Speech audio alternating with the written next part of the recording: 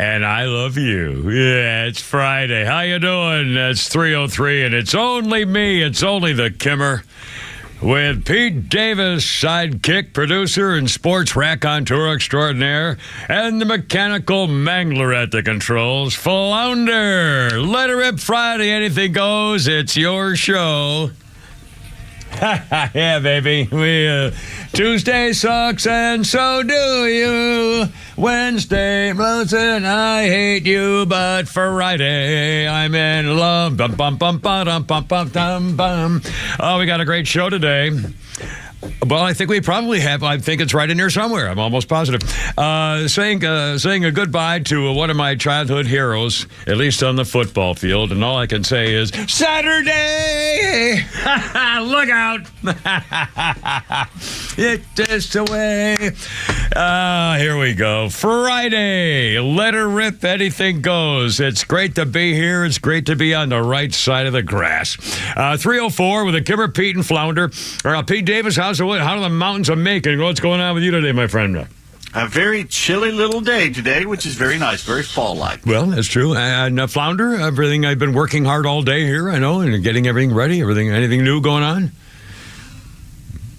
He's obviously can't. Sorry, I got a phone call. Oh, sorry.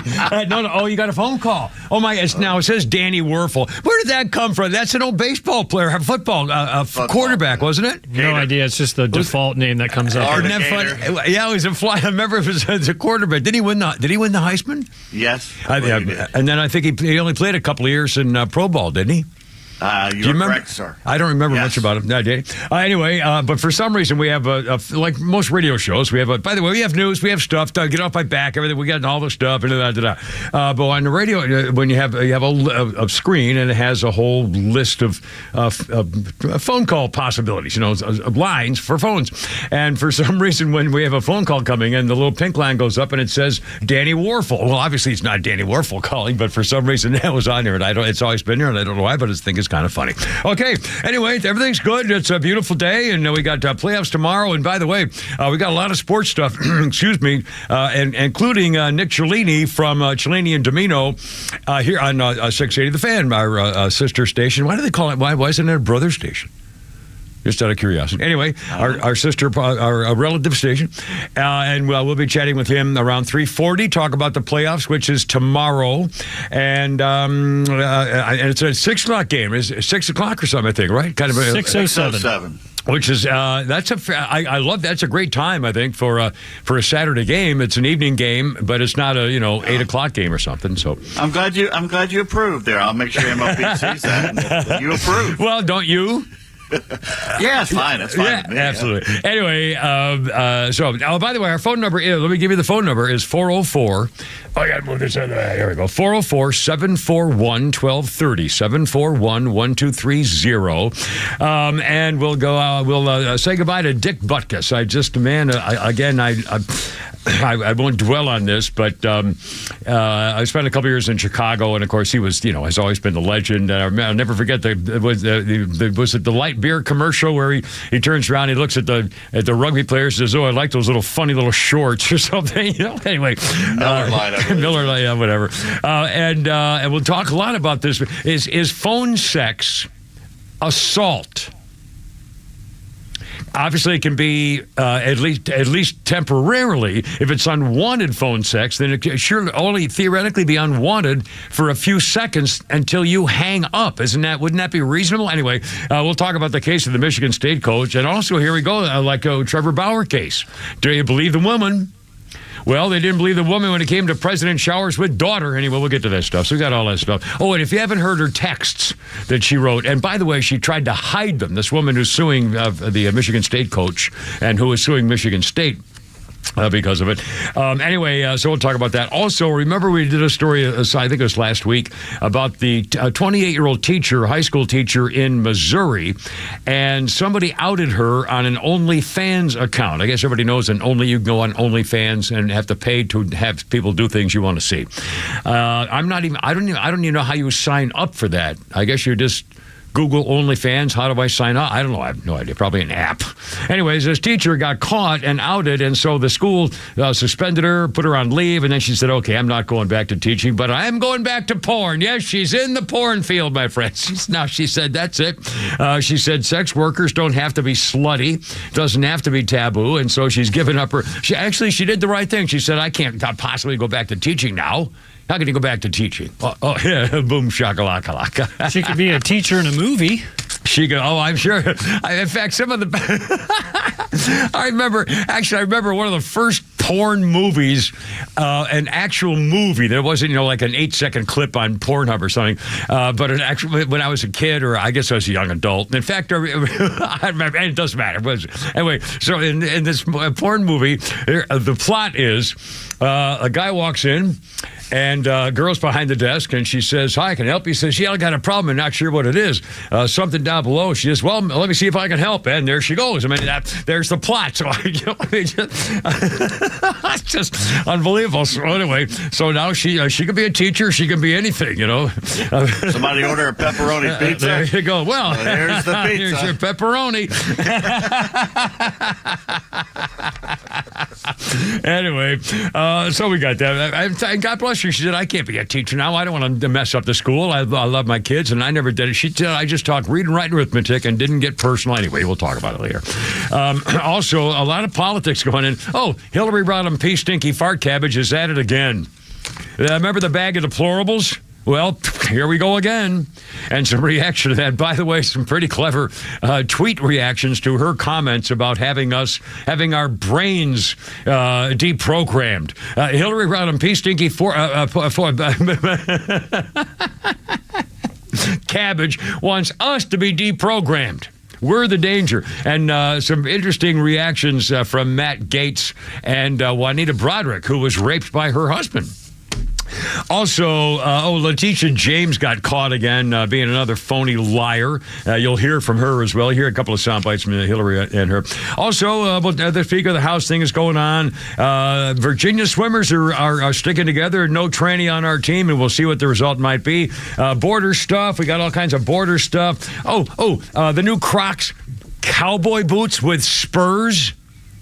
I heard the morning boys talking this morning. By the way, I think it was the Rhino kind of insulted the Kimmer today. I deliberately, I remember I left a 6-pack and it's still here. I thought it was a 4-pack and I drank one by mistake, so I left the rest of the 3-pack of that diet cream soda that was in here, the Dr. Brown's cream soda, which is great stuff if you like cream soda. And I left it in here for them to enjoy and take by themselves, just a little free thing from the Kimmer. And so they mocked me like it was like an old man sarsaparilla or something, like from the old 1884 or something. Anyway, I don't understand it, but it's okay. Whoever wants it is still here. I guess nobody likes cream soda. I mean, it's diet. No, but it's still, cream soda. Anyway, God, it's 3:11. I can't believe We got it. Bruce on the line, and he was listening yesterday and wants to chat about Monty Python real quick. Oh, excellent! It was a Monty Python anniversary of their first show, and I'm glad you're listening. Welcome, Bruce. Is it Bruce? Did I get that right? Hello, mate. My name's Bruce. And Bruce, myself, Bruce, would like to sing you a little song. Okay. Here we go. Yes. Here we go. My name's really Don the Impressionist, but hello, okay. Yes. Manuel Cat was a real pissat who was really stable. Hard digger was a boozy beggar who could think you under the table. David Hume could out pursue, lost in Coffin Hegel, and Wittgenstein was a beery swine who was just as lost as Schlegel. I had to slow it down a little bit. Yeah, I'm not sure what a Schlegel is, but it certainly fit the poem. It's a philosopher's song. I got you, but clearly I was not The familiar. best part of that song is Rene Descartes was a drunken fart. I drink, therefore I am. Monty Python lives again live with the Kimmer Pete Flounder and our friend Bruce and Don here together at last. Coming up a little after 3:12-ish here on your Let It Rip Friday. Our number 404-741-1230. Join us, have fun. It's your show. Whatever's on your mind. Oop, look out. We'll come right back. Don't go anywhere. Look out.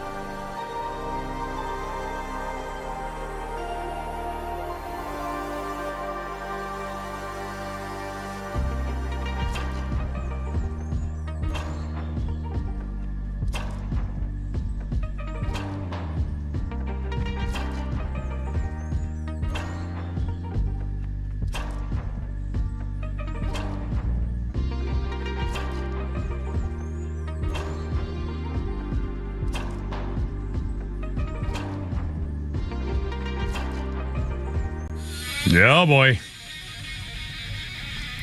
Stand by. Buckle up. Burn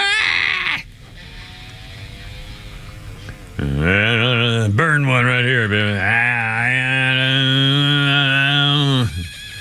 Yowzer. Eddie Van Halen died on this day 3 years ago. Guitarist, co-founder of the rock band Van Halen. He was 65 years old. Eddie, actually, the full name is Edward Lodewijk Van Halen, Dutch-American musician. He had throat cancer. He and his brother Alex began performing together as teenagers. They formed the core of what would become Van Halen after meeting David Lee Roth in the early 70s. Van Halen sold more than 80 million records worldwide, making one of the best-selling groups of all time. Eddie Van Halen, dead at the age of 65, 3 years ago today. And Dick Butkus, we'll talk about a little bit later on. Dick Butkus, 80 years old, legendary Chicago Bears linebacker. And again, I won't dwell on it, but if you want to have some fun, just Google Dick Butkus tackles. I mean, he would take your freaking head off. I mean, he would literally screw your neck and your helmet into the ground when he, I mean,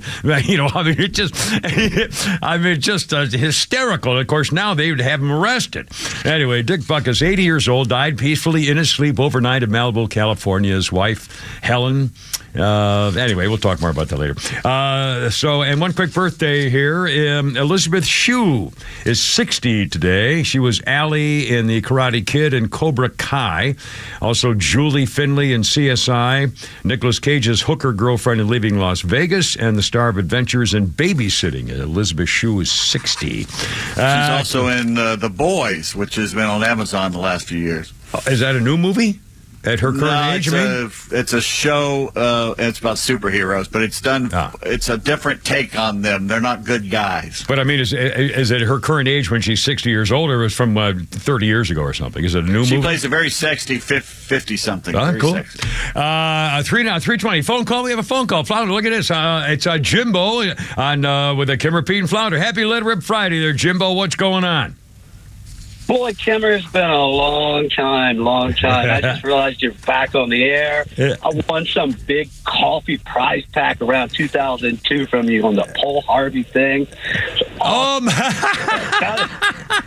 Yeah, it's like 20 years ago. Yeah. But so anyway, man, we're talking about Crocs. I got a joke for you, man. If you have to just cut me, but I'm going to tell it. Flounder, stand by. We're ready. So a guy wearing Crocs is kind of like a guy receiving fellatio. I don't think we can. I appreciate it, but no, I don't really. My God, man. Why?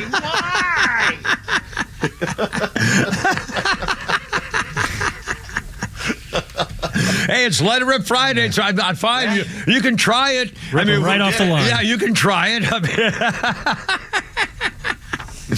Oh, mercy, Crocs. I heard the boys talking about that this morning. Let me go ahead and rev the dump button up to 20. Fire it back. Yeah, like 20-minute delay. In fact, what's a normal dump day these days? Is it like 6 seconds still? It used to always be Normally 6. I keep it at 12. That's smart. You never know. Well, for one thing, you're way in the back of the room half the time, so you have. But you could. How long could you do a dump button? I think the max ours goes is like 20 seconds. Yeah, I mean that makes about sense. Anyway, we'll talk about the silly Crocs thing. It's just unbelievable. And there's actually history to it. We'll talk about that later on. Good thing. Can I do a one personal thank you note kind of a deal? I got an email message here from Gary the Mac Man. And it says, Kimmer, I've been listening to you since you replaced Freddie Mertz. Oh, my God. Remember Freddie Mertz? Yeah. Holy cow. Oh, God. Anyway, I've been listening. That was like 32 years ago. So in regards to your wardrobe that was 1991 or something. Kimmer, I've been listening to that. In regards to your wardrobe malfunction recently because your underwear is too big. Years ago, you and I wore Munsingwear underwear and with a horizontal fly. Actually, it was jockey, and you would say, you reach in and there you are. Well, they were great and they disappeared. Now there are several makers of horizontal fly underwear with the added feature of pouch design.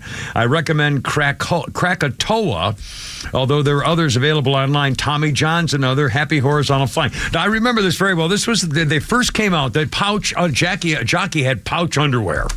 and they're designed differently. So it's just real easy, and boom, there you are. And I remember this is so stupid. I went on the radio and I said, ladies, I've just discovered something which you should tell your husband, because he will love you forever if he doesn't know this. Again, this was 30 years ago.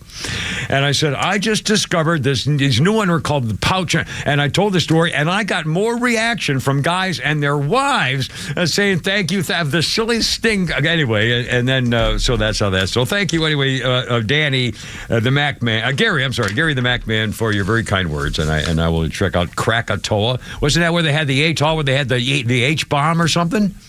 No, Krakatoa was the loudest explosion ever heard on Earth back in the 1800s. I mean, it basically made nuclear winter. It made a cold winter for 2 years. Was it a volcano? It was a volcano that blew up in Southeast Asia, Indonesia. Yeah. Wow. Mercy. 324 with the Camber, Pete, and the Flounder. 404-741-1230, just for the record. Let's see. Jeez, we got so many, I don't know where to start. Well, let's do a little Michigan State thing for the record. Michigan State officials have fired Coach Mel Tucker.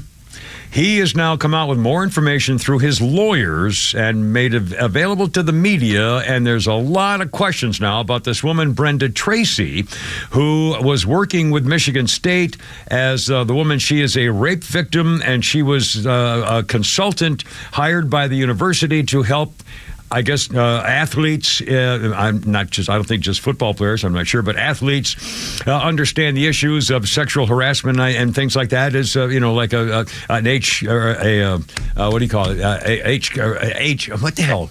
HR department. Human resources. Human resources, yeah. And she did that, and she met Mel Tucker. They would spend time together, and she would come in and they'd do the thing, and so on and so forth. So they had a relationship, business relationship. Right. What's that? Yeah, barely. Well. Apparently, there was also some phone sex going on, and but she claimed that he basically phone raped her. She complained against Tucker in Michigan State to the Office of Civil Rights, sent him a note, and so now there appears that she was kind of being real sneaky about the whole deal, including they terminated his contract for undisputed behaviors which brought about public disrespect, contempt, and ridicule. They're not getting him for sexual harassment. They're getting him for embarrassing the university, basically. But here's the thing. The records show, the lawyers released stuff, the records show that they had something like 26 phone calls over the last several months, or I guess within the year, 26 phone calls that lasted more than half an hour, including one in particular where she claimed that there was sexual harassment going on that lasted 36 minutes. Of sexual harassment. 36 minutes. And here's the problem. The lawyers have now, she tried to sneakily hide her phone records because the lawyers for Mel Tucker, the coach, went after her phone records to prove that, to see what she was up to, and she was texting some of her friends, including one who later died, and then she tried to hide that phone to prevent the authorities from getting that phone to prove what she was up to in her texting. And here's what she was up to in her texting. She went to extraordinary lengths to keep the text hidden. The witness sworn testimony alleges that she was talking about troubles with the IRS. She was down to like $5 in her checking account. And Miss Tracy said, this is the woman, Tracy, Tucker signed his contract. I can't even wrap my brain about $95 million. Sheesh. Other lady, I can't either. Tracy, can you imagine around $700K going into your account every month? Every month? Crazy. Other girl, nope, I need $7K first soon. Tracy, LOL, we're going to make it happen. I'm going to ask him to finance the documentary part of my, documentary part of my movie. He'll do it. Sounds like I'll be booked this spring too. So that's money. She's doing a documentary on herself. Another one. Tucker's going to make some calls about my production companies tomorrow. I want to see if we can film after my facelift. I might have to move my body surgery, which is fine. My priority is a facelift and filming my story so we can make this money. So apparently I was supposed to be paying down 2018 taxes, not staying caught up on the other years. I need $25,000 over the next 6 weeks. Let's see. The conclusion says that Tracy manipulated Michigan State for her own financial gain with several text messages which they basically, it goes on and on and on. I mean, holy smokes. Clearly, it was some kind of a setup and looking at the money as the payoff. And so now here, the issue really, here we go again, the same thing with Trevor Bauer. This woman claimed one thing, and of course, she was believed by his business. And this woman, in this case, the Michigan State case, claimed one thing, even though apparently there's no tape recording evidence. If that had been me, I would have tape recorded it for the evidence. But I don't know where. Maybe I guess you can't do it on most phones. Anyway, whatever. So it's her word against his. The problem is he did admit when they asked him about it. He did admit that there was one incident on one of their phone sex calls where he did arrive at his destination, and so that apparently is what the university, what Michigan State is using as evidence to say, therefore you embarrassed us, you humiliated us, and with a person who worked for the university who's suing it because of it, and therefore we can cancel your contract. So the issue is going to be not sexual harassment. The issue is going to be them embarrassing him, which almost all personal services contracts have that deal that says if you bring ill repute or disrepute to our company, we have the right to fire you for cause. The problem is you have to prove what that means and how bad it is and whether it's really true. And that's what it's going to be. But again, here we go with believe the woman.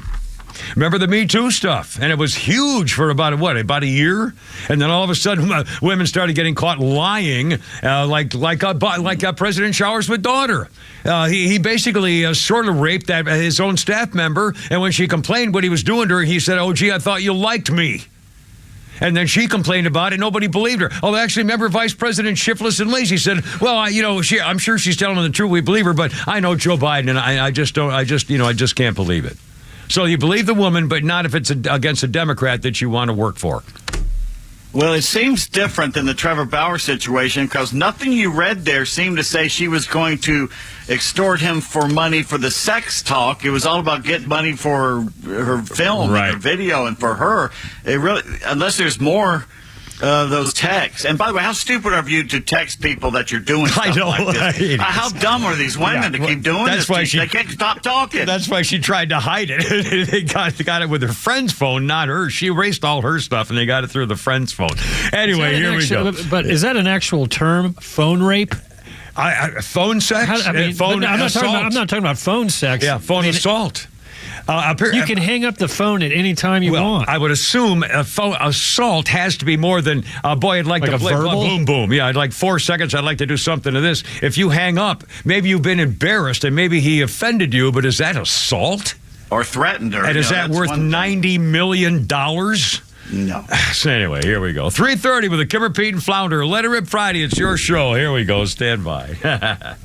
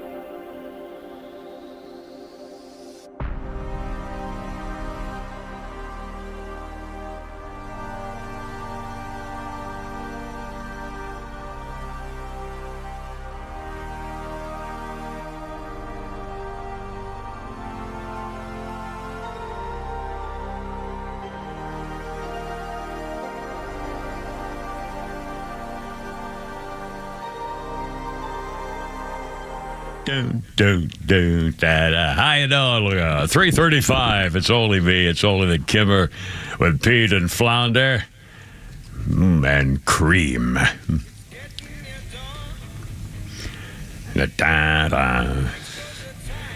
On this day in 2019, Ginger Baker, the legendary drummer and co-founder of Cream, died at the age of 80 4 years ago. They created Cream in 1966 with Eric Clapton and Jack Bruce. The band released 4 albums, and they split up in 1968, after which Ginger Baker formed the short-lived band Blind Faith with Clapton, Steve Winwood, and Rick Gretsch. Is that the right? I don't know Rick Gretsch. Ginger Baker, one of the most innovative and influential drummers in rock music, also played with Blind Faith, Hawk Wind, and Fela Kuti. I don't know that either. With a long and varied career, in 1962, he joined Alexis Comer's Blues Incorporated on the recommendation of Charlie Watts, who was leaving to join the Rolling Stones. Later gained early fame as a member of the Graham Bond organization alongside bassist Jack Bruce. Anyway, there's a little history of Ginger Baker. Died on this day 4 years ago at the age of 80. Let's see, a quick, don't have a lot of birthdays of anybody I've heard of today. I guess Britt Eklund. 81 years old, that blonde hottie Mary Goodnight and the man with a golden gun. Wasn't she married to Peter Sellers? Yes, sir. Britt Eklund, the hottie from what, Iceland or someplace, or Sweden? Where was she from? Oh, Switzerland, Sweden, I think. Britt Eklund. The scene where she's naked and spanking herself in the Wicker Man. Well, no, I'm not going to sleep tonight, that's for sure. Britt Eklund, 81. And let's see, what was it go? Oh, here we go. Speaking of Faith, here we go. On this day in 1996, Faith Hill married a very lucky Tim McGraw. Today is their 26th wedding anniversary. And by the way, did you see our own, Scott posted a picture. Did you see that? I came up on my phone.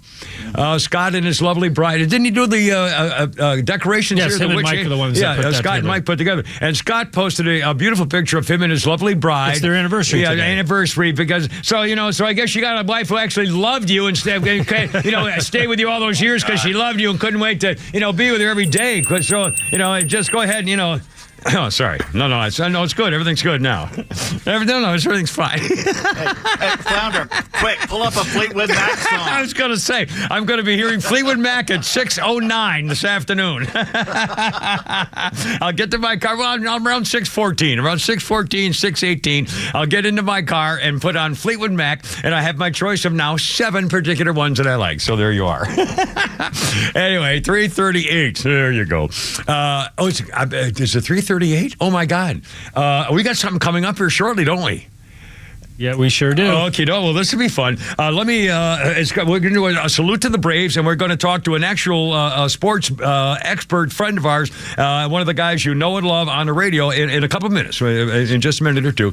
While we're doing that, we have to actually. Now this is up to Flounder doing that fancy phone work. He's going to connect 3 different phones at one time. I know. No. And that teacher in Missouri, the 28-year-old chick named Brianna Coppage, has now quit her job as a Missouri high school teacher after she got caught being on OnlyFans and doing stuff on OnlyFans for people to actually pay for in private. Well, she was at St. Clair High School and they suspended her, and she says, "I'm not going back." She said, "Never do I think students or kids should be exposed to this. I believe had not an adult found it, I was told an adult reported it, and students would never have known. I knew that nothing was ever going to be the same if I went back. I don't want to fight the school. I'm ready. I just want peace." She now came on with her OnlyFans bio saying, "Yes, I'm that teacher." She said having her face and name plastered all over the world has helped her grow a following, a lot of support on the site, so that's encouraging. She made about $40,000 as a teacher, but she makes $8,000 or $10,000 a month doing this, and I'll bet she's going to get a lot more now. She said, "I taught curriculum. I taught kids reading and writing. I didn't guide them on my thoughts or beliefs. I can't control what people think of me. I just know that who I am as a person. I'm not doing anything illegal. I'm a good friend. I'm a good family member. That is all I can think about right now. I don't regret joining. I know it can be taboo. Some people believe that it's shameful, but I don't think sex work has to be shameful. I do just wish things had happened in a different way." Well, good for her. It's not like she's being abused and she's getting rich off it. You know, go ahead, offer me $10,000 a month to do anything you want on OnlyFans. I'm in, baby. Sorry. Anyway, how we doing? 3:40. How we doing? We're still waiting. We're still waiting. Okay. In any second. Well, that'll be fun. So we're waiting for. Well, the Braves start tomorrow, and Pete Davis, of course, we have Holy Crap at Sports later on, a little after 5:00. And Pete, when's your next Holy Crap at Sports podcast? Well, it was supposed to be this morning. It looks like it's going to be right after this show. What, because you wanted to hear what we're doing, or what?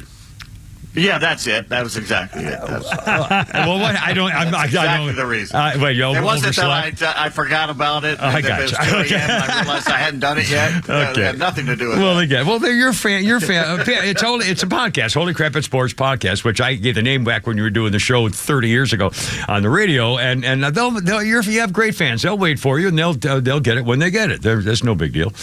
So they're pretty happy about it. Anyway, the Braves come in. The first game's tomorrow. It's a 6:05-ish. A game, a 6:07 game, which is great because I think that's a great time on a Saturday to have a game instead of later at night or whatever. And we have our special guest on the phone. Yes, we do. Oh, my God, it's 3:41. Yeah, you go, Braves. Outstanding with a Kipper, Pete, and Flounder. And by the way, Nick Cellini's on with us from Domino and Cellini, the boys from 11 to 2. And by the way, Nick, they were ragging me all over the place saying, well, if you got your question ready. I said, what do you mean if I got my question ready? They said, well, you got to have a special question. I said, there's Nick Cellini, my God. I said, well, what if I can't think of a really good one? I mean, he'll come on and say, hey, Nick, remember that time when the Braves won all those games? There's no guarantee I'm going to have the right answer. Nick Cellini, how you going, my friend? Great to have you aboard. And here we go, Braves on tomorrow night. And how do you feel? What do you predict? And what do you think right now?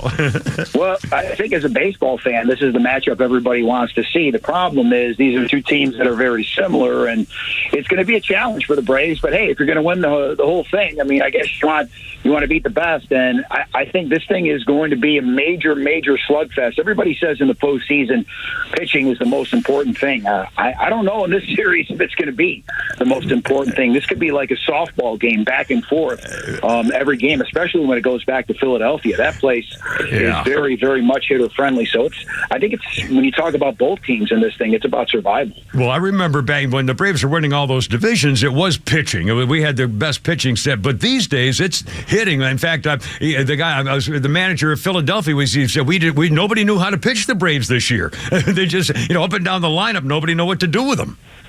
Yeah, that's the challenge for this Braves lineup. In today's game of baseball, the strikeout is almost something that's considered just a part of the game, and it's more acceptable. With this Braves lineup, they don't strike out. I mean, Ronald Acuna Jr., for all the great things he did this year, he drew 80 walks and only struck out 84 times. So, wow. I mean, that's this lineup up and down. Guys can be down, but it's so deep that others are going to pick them up. That's been the case all year, and hopefully that continues against Philadelphia. Pete Davis is in the mountains of Macon. Hey, you talked about the Phillies, and everybody wants to see the Phillies and Braves, and most fans do. But that means the Braves have to play a team like the Phillies, who had the third best record, and the Dodgers, who had the second best record to the Braves, get to play the Diamondbacks, who I think have the sixth best record. Yeah. Any chance that they start reseeding after every round next year, make it just a little fairer? Yeah, Pete, it's a good question. I mean, after this year, it's not going to do the Braves or their fans any favors, but that's a possibility after this year because the best record in baseball, your reward is facing the Philadelphia Phillies instead of the Diamondbacks. It makes a lot of sense to reseed, but unfortunately, that's the situation everybody in town and in Philadelphia, too, find themselves in. And I guess are all the tickets gone? At least through the Braves, yeah. Now, I assume scalpers, or maybe not scalpers, but I guess there are official places you can buy them, but the prices, I guess, are going through the roof. Yeah, they are because, we're talking almost 3.2 million fans going through the gates at Truist this year. SeatGeek is probably the best place to go. No, it's not a shameless plug. No, they're not paying me, but I think it's the most reliable place to go if you want to pick up some tickets. But like you said, Kimber, it's going to cost you. Yeah. I mean, that service fee is what gets you every time, isn't it? Yeah, it's going to be $300 or $400, I guess, to start. I mean, figures probably higher than that as we get close. Well, of course, it's too late to do much now, but I don't know. Now, the only thing you were mentioning, I mentioned Pete yesterday about the business with playing the Phillies. It's like the old golf tournaments used to be match play, where the problem is if you had the two best players in the first round, one of them is out forever instead of waiting to see who the best player is at the end. And you know, I'd hate to take the Phillies on as the first one because I'd rather, you know, take care of somebody first and then make sure we're all ready to go. I don't know. Anyway, yeah. Do you have a prediction? Do you do numbers on how many games, or you know, three in a row, or the first 4 games per winner, or anything like that, or do you just see what happens, Nick? I think it's going 5. I think the Braves come back home and take it in 5 because these two teams are so evenly matched. I hope I'm wrong. I hope the Braves get it done earlier, but I think we're going to see Max Fried a couple of times in this series. We're going to see Spencer Strider a couple of times in this series, and I think that'll be enough to go to the next round. That's got to be the best news of all. I mean, that's if you get your 2 aces, that's a great sign. I don't know. I'm pretty excited about it. And by the way, who's dangerous? Are you afraid of anybody for the Braves as we continue and go against the American League eventually? So you're talking about down the line beyond the Phillies? Yeah. I mean, the Dodgers, I think they're on a collision course to see Freddie Freeman and the Dodgers in the National League Championship Series. And then if it goes to the World Series, wouldn't be surprised to see the team that they beat a couple of years ago and the team that won the World Series last year in the Astros. So I guess the bottom line is, if I'm proven right here, the Braves, no one can say they got lucky in any way, shape, or form if they knock off these 3 teams to win the World Series. They've deserved everything, all the records. I mean, just you can't say enough about these Braves this year. Nick Ciarlini, God bless. Thank you so much for being with us. I really appreciate it. We'll be tuning in at 11 o'clock in the morning, Monday through Friday. And thank you so much. God bless America. Go Braves, and call anytime. In fact, next week we'll be talking to you guys a lot, I hope. And see Absolutely. My pleasure, fellas. Anytime. Thanks, Nick. And of course, Nick. Don't forget Chris and the boys, 11 to 2 on 680 The Fan, my friends. 346 for the Kimber P. Flounder and Nick on 106.3.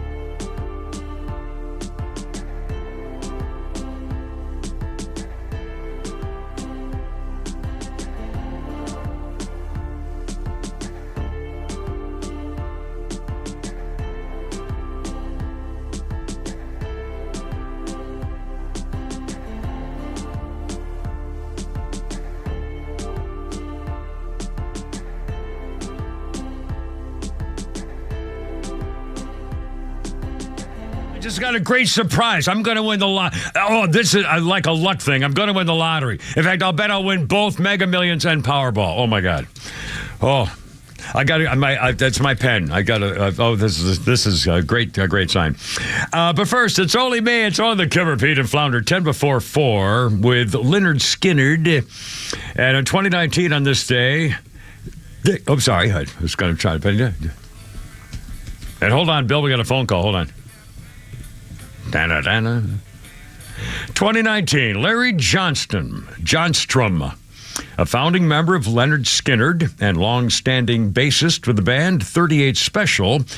Larry Johnstrom passed away at the age of 80 on this day, 2019. He played bass with Leonard Skinnard from its formation in 1964 till he was replaced by Leon Wilkeson in 1971. Then he went to 38 Special with Donnie Van Zant, the younger brother of Leonard Skinnard frontman Ronnie Van Zant. Oh, there you are. Anyway, let's see. A quick birthday. I have very few birthdays today. If I got a thing here, I got one. Ellen Travolta. 84, John Travolta's sister. She played Charles's mother, Lillian, on Charles in Charge, and Louisa Arcola on Joni Loves Chachi. Ellen Travolta. And a quick historical note here. Let's see what we got here. Oh, this is from Flounder's birthday history guy. Now, Flounder's just, I mean, this guy, the guy who writes this as before just talked or described in these things sometimes about his wife. Okay, but here's what he says on today's in history. In 1955, Edward Lyon became the first delicious male nurse for the U.S. Army.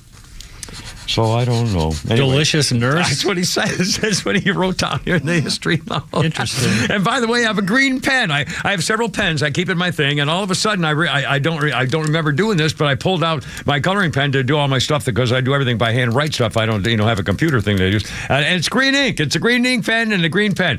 Anyway, so I'm pretty excited about that. I think it's good news, and I think it's going to show the green of therefore money. Therefore, I'm going to win both lotteries this weekend. It's the little things in life that gets us through. It is a teeny little things. In fact, I'm already thinking about Fleetwood Mac driving home through the back routes today. Just for the fun of it.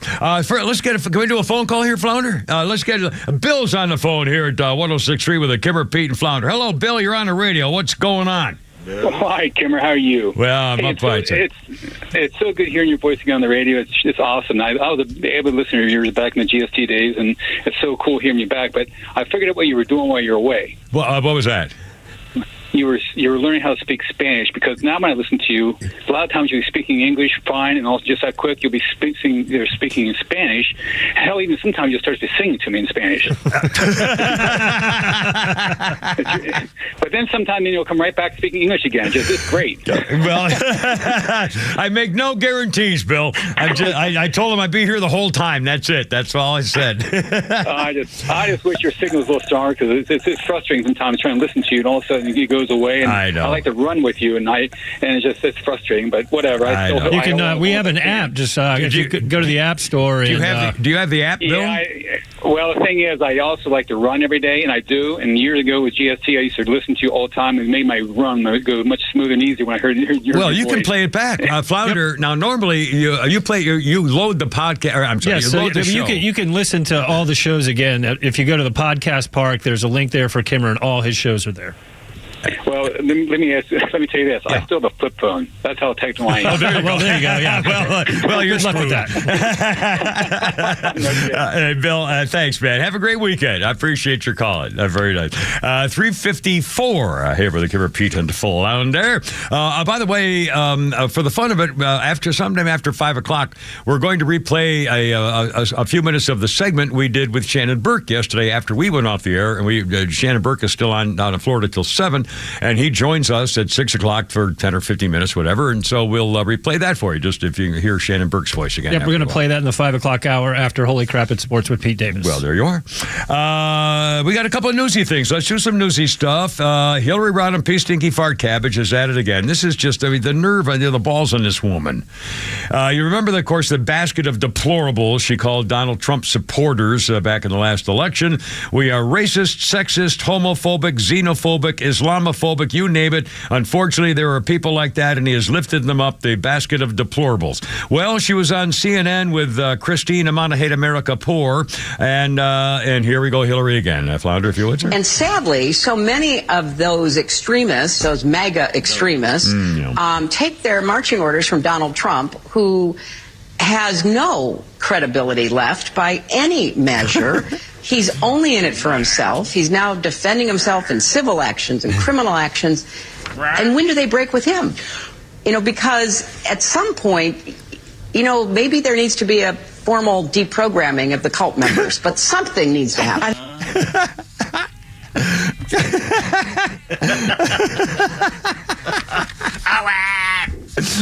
The formal deprogramming of the supporters of Donald Trump. She'd have us in a camp tomorrow. Honestly, she calls it a classic tale of an authoritarian populist who really has a grip on the emotional, psychological needs and desires of a portion of the population.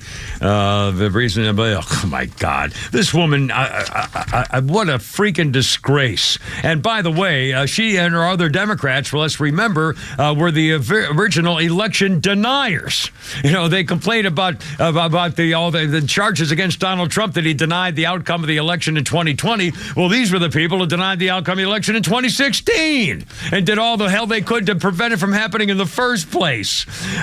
She was she called him an illegitimate president, and then Russia and all this stuff. She was responsible for the Russian collusion with Jack Sullivan, who's still working for the President Showerswood daughter, who brought her that fake dossier, the Steele dossier, and said, hey, we can release this to the press as though Trump's some kind of Russian agent. She said, yeah, let's do it. That's where it started. Anyway, by the way, when she came out with all this crap about the Republican Party and that Trump has no serious reputation left or something, I forgot how she worded it, just is so ridiculous. By the way, for the record, Matt Gaetz came out with a tweet that said, I did not kill myself. I'm not dead. And Juanita Broderick said, me either. I'm alive. I didn't kill myself. I'm not killing myself. I'm not falling on a bag of guns. Let's remember, because remember, Hillary Rodham P. Stinky Fart Cabbage is one of the few people we'll ever know who can determine who's going to live and die with one phone call. It's unbelievable. And anyway, so Matt Gaetz, I did not commit suicide. I'm not killing myself. Oh, this is unfreaking. Not dead yet. Well, you're going to be.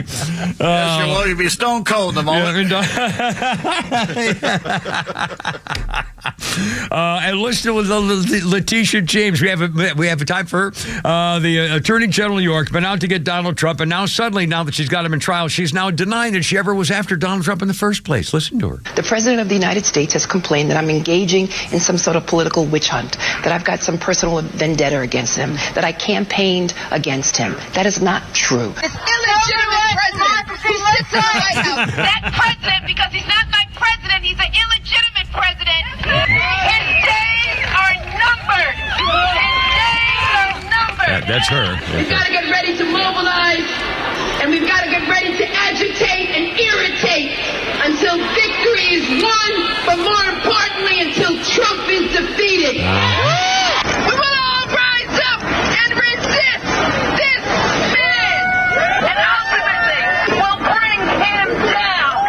This illegitimate president, I'm going to give you the same level of respect that you gave to President Obama, and that is absolutely no respect at all. Donald Trump has got to go. Hey, hey! Donald Trump has got to go. Hey, hey! The days of Donald Trump are numbered. Lock him up. Lock him up. That is not true. Yes, it is. That is not true. That is the Attorney General of New York State. I mean, think about it. That's the Attorney General of New York State. 3:59. And just quickly before we go top of the news here, Jim Jordan and Scalise are the two. And by the way, there's a third guy who announced his running for the Speaker of the House, and they don't even have his name in this story. They didn't even include his name. Not only that, Trump endorsed Jordan last night. Yeah, so that's the story that's coming up after 4 o'clock, because he said he'd be a great guy, and he talked about his, Jim Jordan was a champion wrestler. I did not know that. Anyway, so we got that coming up and all kinds of stuff. 4 o'clock with the Kimmer Pete Flounder. Let it rip Friday. Love your phone calls. Join us, would you? Look out.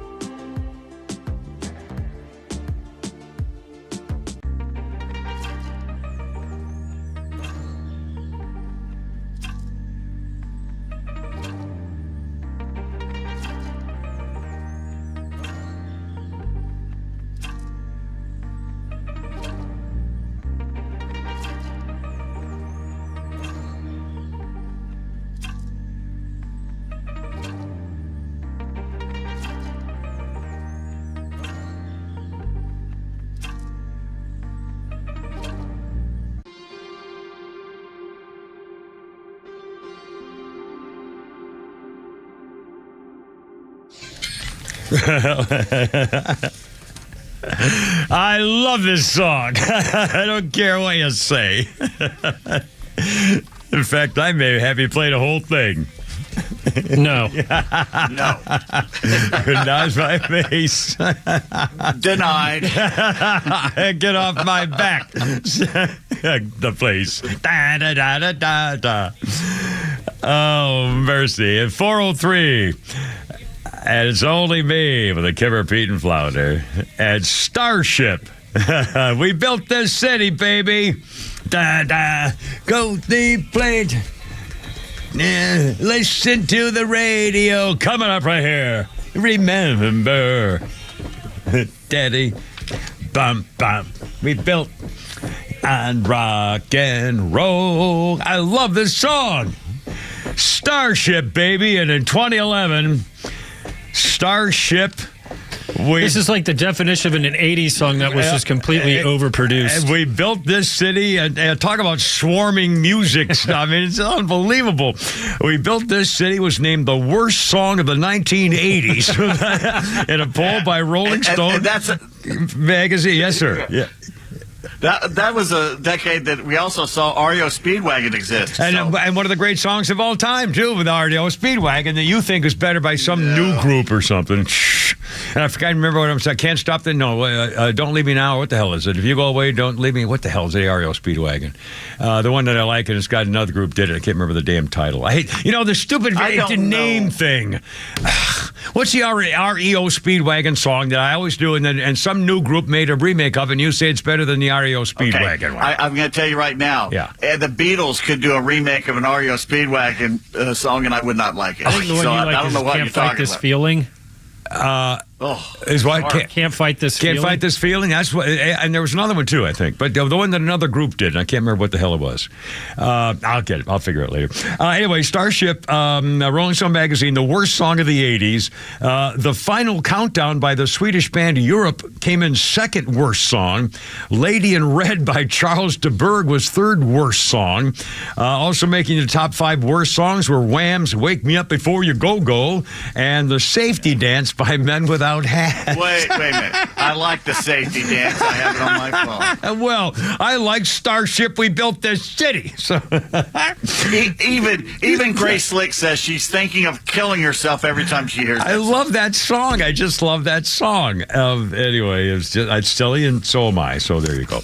On this day in history, 1927, an era ended and an era began. 1927, the magic of talking movies.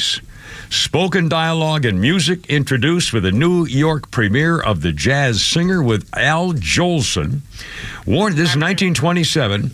Warner Brothers made $53 million on the flick just as they were on the verge of collapsing.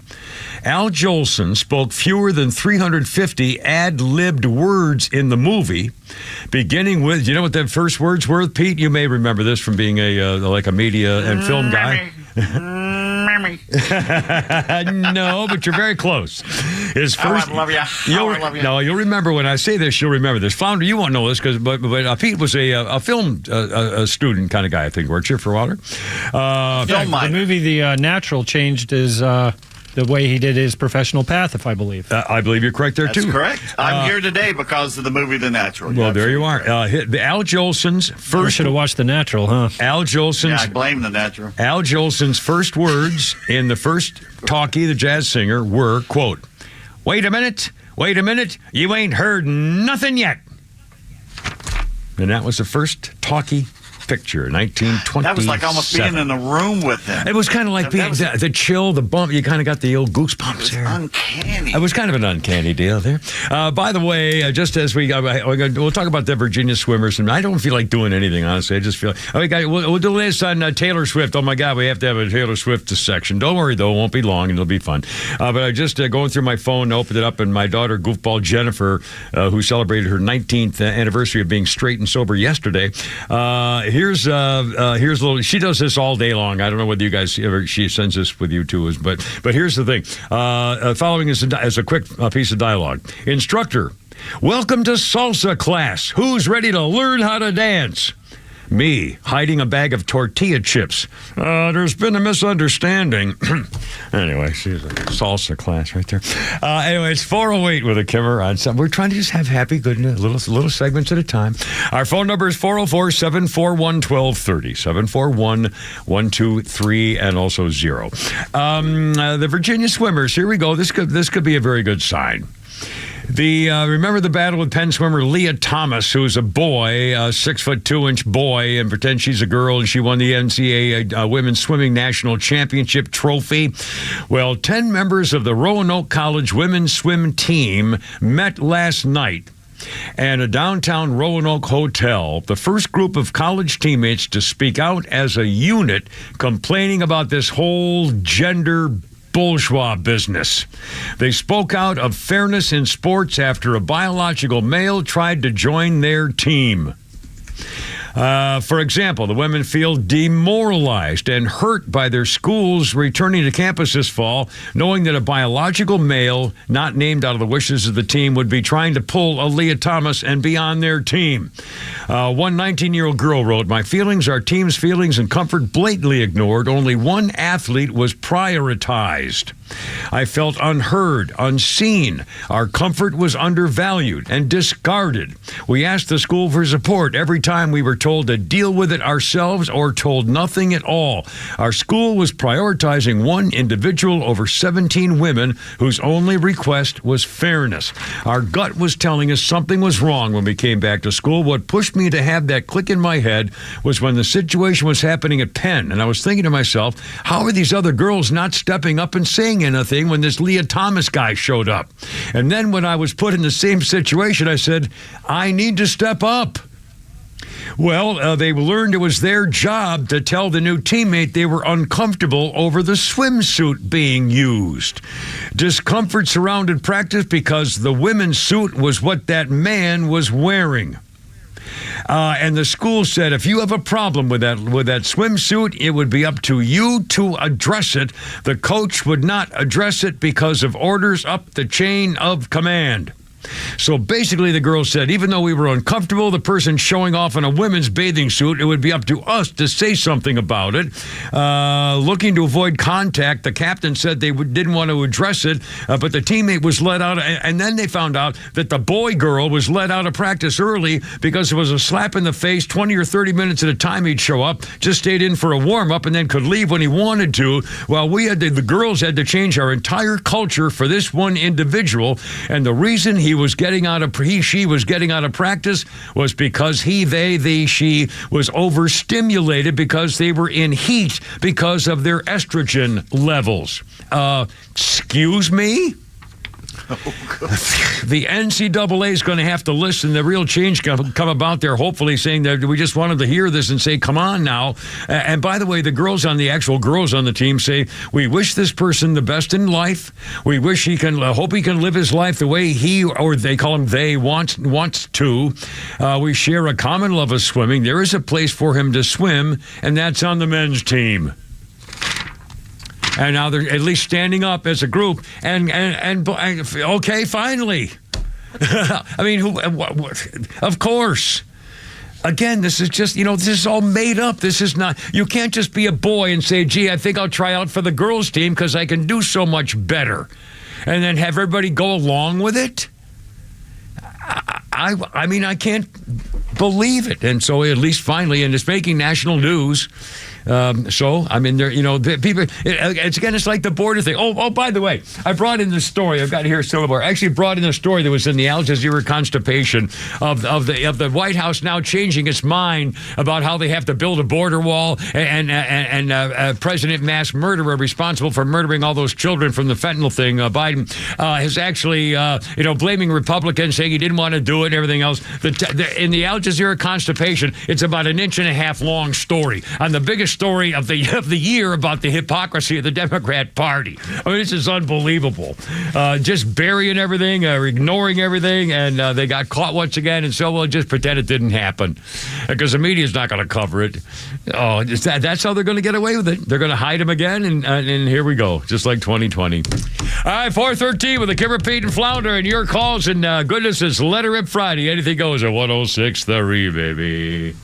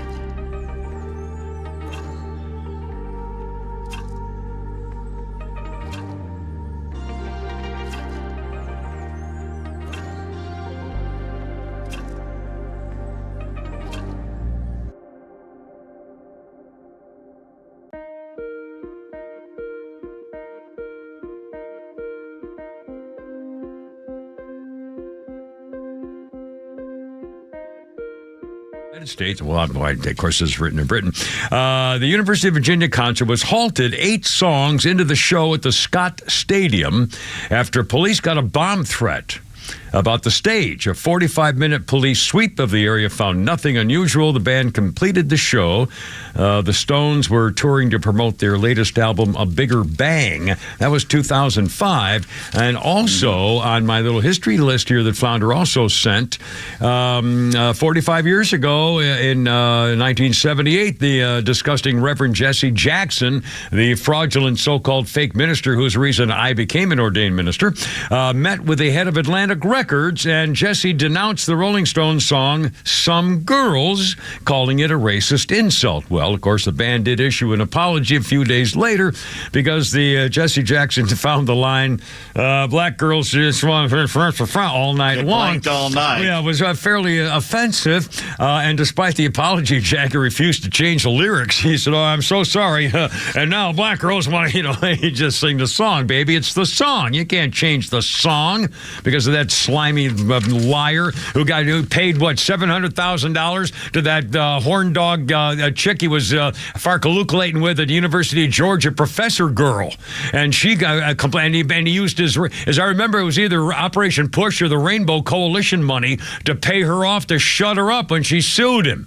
Yeah, that's your Reverend Jesse Jackson. He never found a cause he couldn't extort money from. I used to cover him in Chicago. When he'd walk into a board meeting with all his buddies and say, okay, we need 3 black members on your board or we're going to shut you down. Mr. Jackson, by Reverend, good. We can do 2 right now, maybe a 3rd in a couple of months.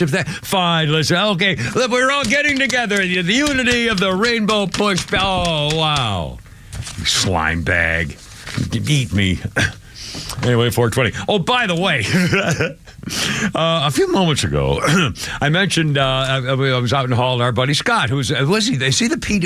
Is he the man? I don't even know what he's He's one of the big guys. McFarland is the general manager, ops manager. Yeah. Okay, ops manager. He runs the joint. He runs the joint. And he and Mike were putting up decorations, the witch yesterday and everything. So Scott, and this morning on my phone popped up, on my Kimber Show Facebook page, popped up a beautiful picture of Scott and his lovely bride. And they've been together 25 years, just forever and ever. And it was a beautiful picture. And so I mentioned just a moment ago, I was talking about Faith Hill and her husband have been married for 27 years. And I said, boy, Scott, it was a wonderful picture of married for like 25 or 28 years or something like that. I said, God bless him. It's so wonderful. And because obviously he has a wife who loves him, and I wasn't lying to him and wanted to be with him. And so I said, well, guess what? Just a few minutes ago, Flounder was happening. Saw Scott in the hallway out there during the break, and was mentioning that the Kimmer mentioned a happy anniversary to Scott and his lovely bride on the radio, and Scott said, boy, I'm screwed. And he came in the booth, and I was in there talking to Flounder. I said, oh, what do you mean? The guy was just talking about his lovely bride, saluting her on the Facebook page of how much he loves his wife. And he said, I'm screwed. He said, I'll quote him. He said, this morning I got up, and my wife slapped me on the ass and said, happy anniversary, honey. And he goes, oh, God. Happy anniversary to you too, dear. And he gets up and he runs downstairs, and she's got a beautiful present for him. And he's thinking, oh, crap. So now he's on his way. He got her a gift certificate to Spa Sedell. Or Faces Are Us, or one of those wonderful places they love. And he says he's on his way to buy a plant and some flowers and a box of something on the way home. So yikes. Anyway, the best of luck to you, Scott. I'll bet it works out fine. Because obviously she loves him and they're going to be okay. Oh my God, 422. News. The Daily Mail has 2 headlines that have just kind of jumped out. All right. The first one, exclusive, it says, Hunter Biden withdrew $20,000 from his daughter Maisie's college fund and spent it on hookers and drugs after bankers warned he had just 44 cents left in his account. Oh my God, that is a theme from the Sopranos episode where the guy turns to gambling because he went through all his kids' savings account for their college funds. And this is gangster stuff. This is, oh my God, I believe it absolutely. Yeah. I'm sure it's true. Guarantee it's true. Yeah. And the second one, remember the guy who got killed up in New York? He was stabbed by a black guy, and they tried to hide the black guy's face, even though he's 18. Yeah. The poet who was a charity guy. The poet, and the friends of this poet, the really feel-good liberals up there, put together a GoFundMe page for his poor girlfriend. Okay, sounds reasonable. Yeah, okay. They were engaged, I think. Yeah, the same girlfriend that refused to give cops a description of the murderer, by the way, because she didn't want to cause any kind of stereotype. Okay, my head hurts now. My head hurts. It gets worse. I know. Oh my God! It gets worse. Don't tell me. So these friends of the poet put together the GoFundMe page, and it got they were going to do $20,000 to offset her costs and what she has to do, taking off work, whatever.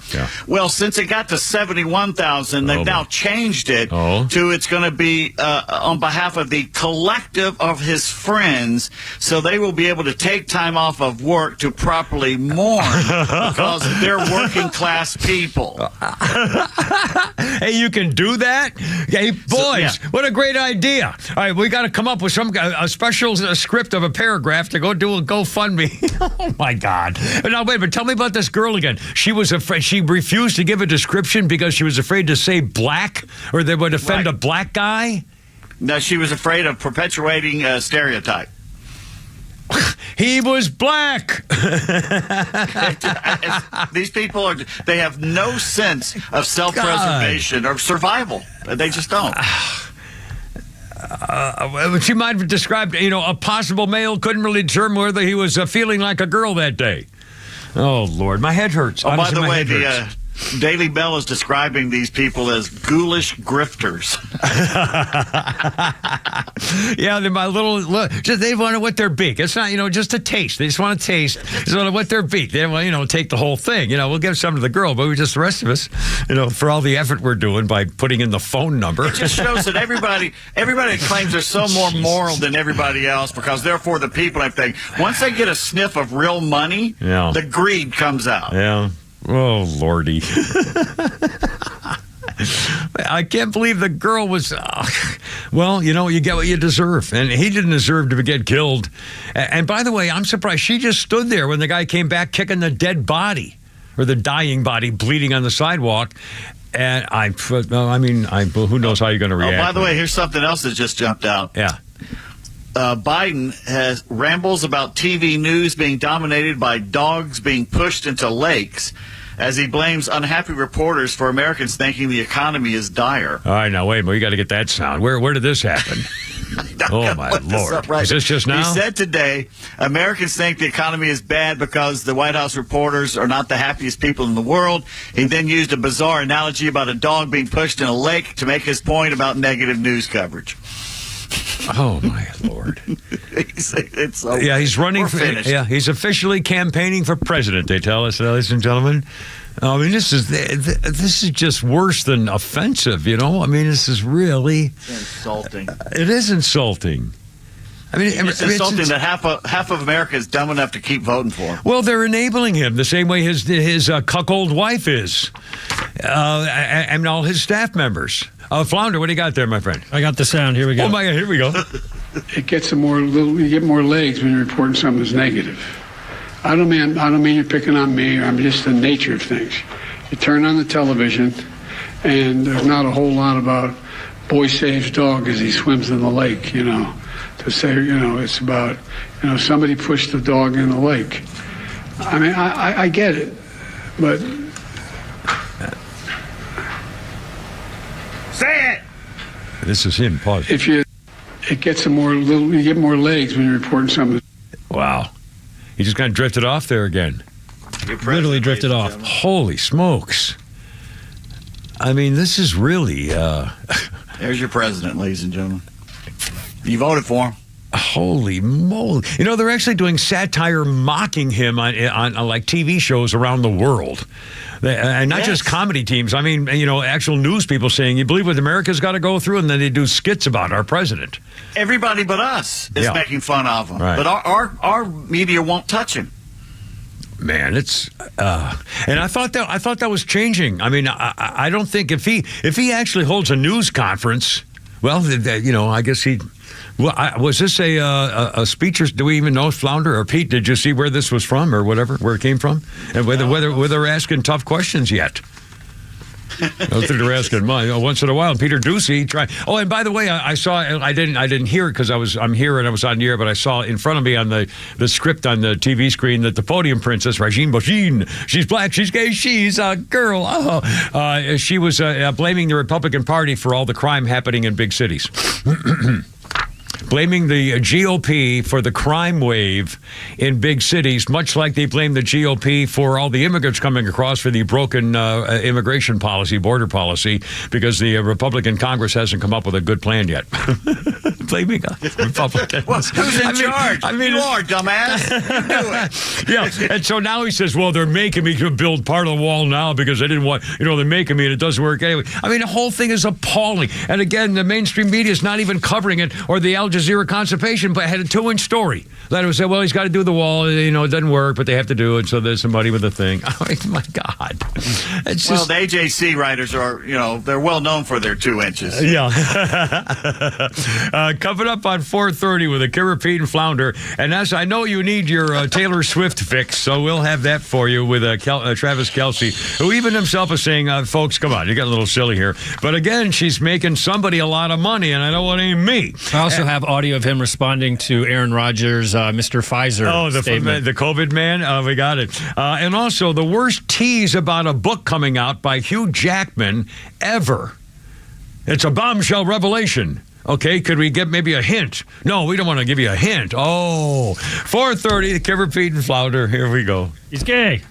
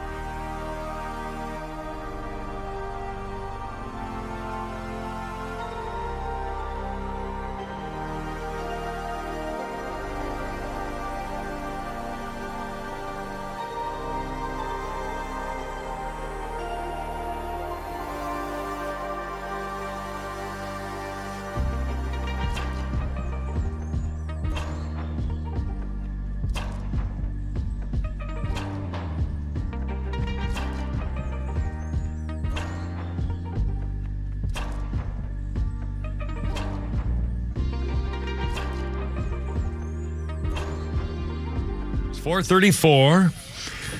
Is this the Ledsters and the boys? There you go. Yes, sir. 1979. Now, I wouldn't have known this was Led Zeppelin. Doesn't sound like them to me because I don't know them very well. But 1979, the Led Zeppelin "In Through the Outdoor" was number 1 on the U.S. album chart. 6 versions of the cover were released, each depicting the same bar scene, photographed from one of 6 different angles. The cover photo, I guess we're talking about, 1979. Led Zeppelin, all right, there you go. Also, this day in history, I got from my weird history book. I got to find where's my thing? Special things. Here we go. It was on this day in 1974, Congressman Wilbur Mills and stripper Fanny Fox were quite happily carousing with friends during the early morning hours until a U.S. Park Service officer pulled over their car near the National Mall in Washington, D.C., and a panicked Fanny Fox jumped out and took a dive into the tidal basin. The sensational splash embarrassed the powerful chairman of the House Ways and Means Committee when it made the news the next day, but curiously enough, it didn't even kill his career. Forgiving Arkansas voters reelected Wilbur Mills, the chairman of the House Ways and Means Committee, the next month. But that December, the inebriated and apparently unrepentant congressman bounded up on a stage in Boston to join his old pal Fanny Flame the stripper, who now billed herself as the tidal basin bombshell. She wrote later on, "I told him not to, but I'm sure he wanted the audience to see him. He was saying, 'I have nothing to hide.' Well, he had gone too far, even for his tolerant electorate. If Wilbur Mills cannot forego his public indiscretions," the Arkansas Gazette editorialized, "and if he prefers the life of show business to the life on Capitol Hill, then let him select the former and resign his seat in Congress to devote full time to his new line of work." The wayward congressman was hospitalized in the aftermath of the strange stage appearance and claimed to have had no recollection of any of it. But he did manage to ride out the rest of his term, albeit stripped of his powerful position. He was still in office and reportedly in treatment for alcohol abuse when his notorious shenanigans were entirely eclipsed by the congressional colleague Wayne Hayes, which happened in May. Anyway, that was on tomorrow's date, but since we're not on the radio tomorrow, I wanted to give it to you today. Well, now come on, man. Yeah, you're doing history things. It's not even on the day. It was still a fun thing in history that they wouldn't know about, and that's why I told them. My God, it's unbelievable. I'm a giver. I'm giving to the people to have a story that they could tell people tomorrow. We had an understanding that you can only do history things from that day. There's no understanding of my history recitations, obviously. Jeez. That must have been high. One of us. By the way, that was probably you. By the way, either one of you guys watch The Golden Bachelor, the latest episode last night? No. No, I don't think so. No. Oh, God. What happened? Well, I've watched it. I taped it, and I watched it in segments, and I finished it this morning. It was just making me so icky.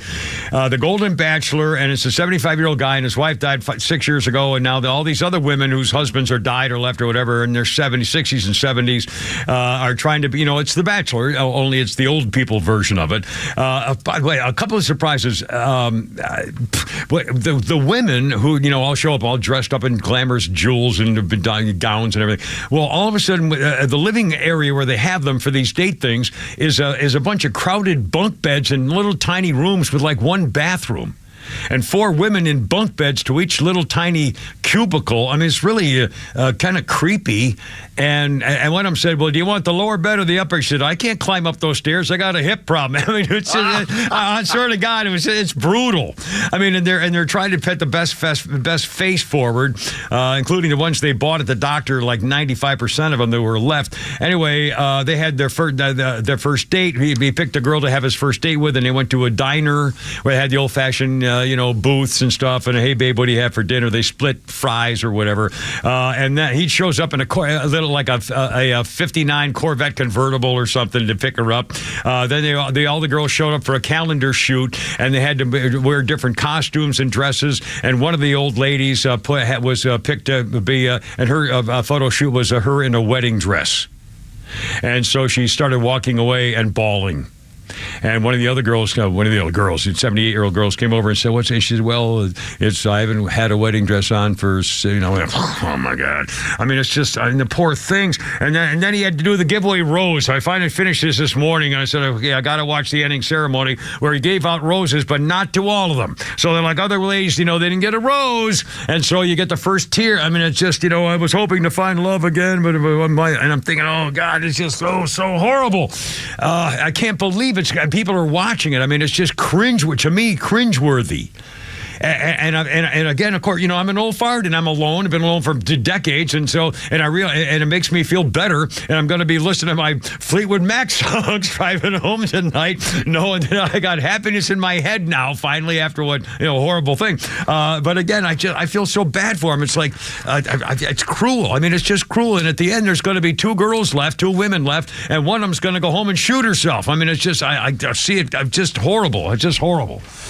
Anyway, there you go. All right, happier times, 440.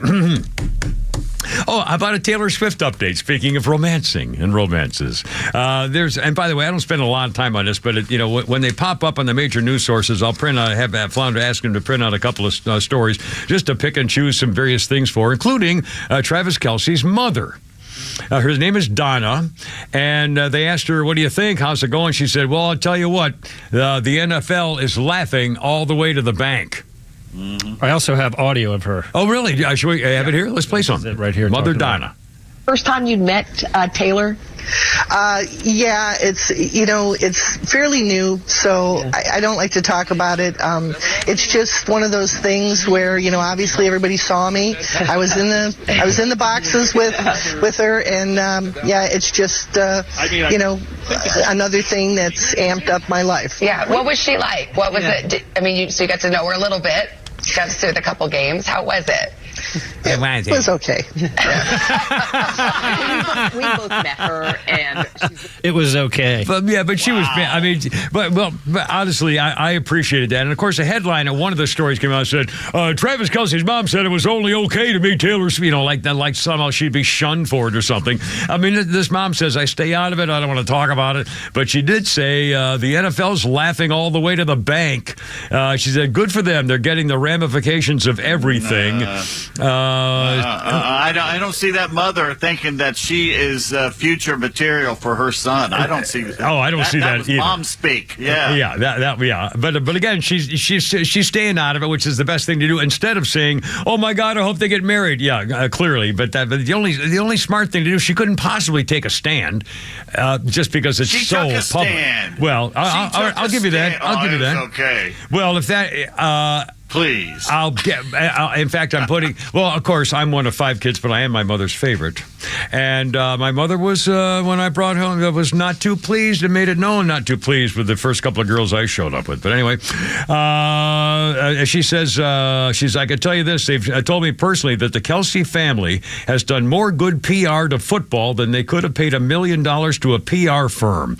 It's just because we're relatable, we're normal, we're genuine, we're authentic. We don't put on any airs or try to be somebody or something we're not.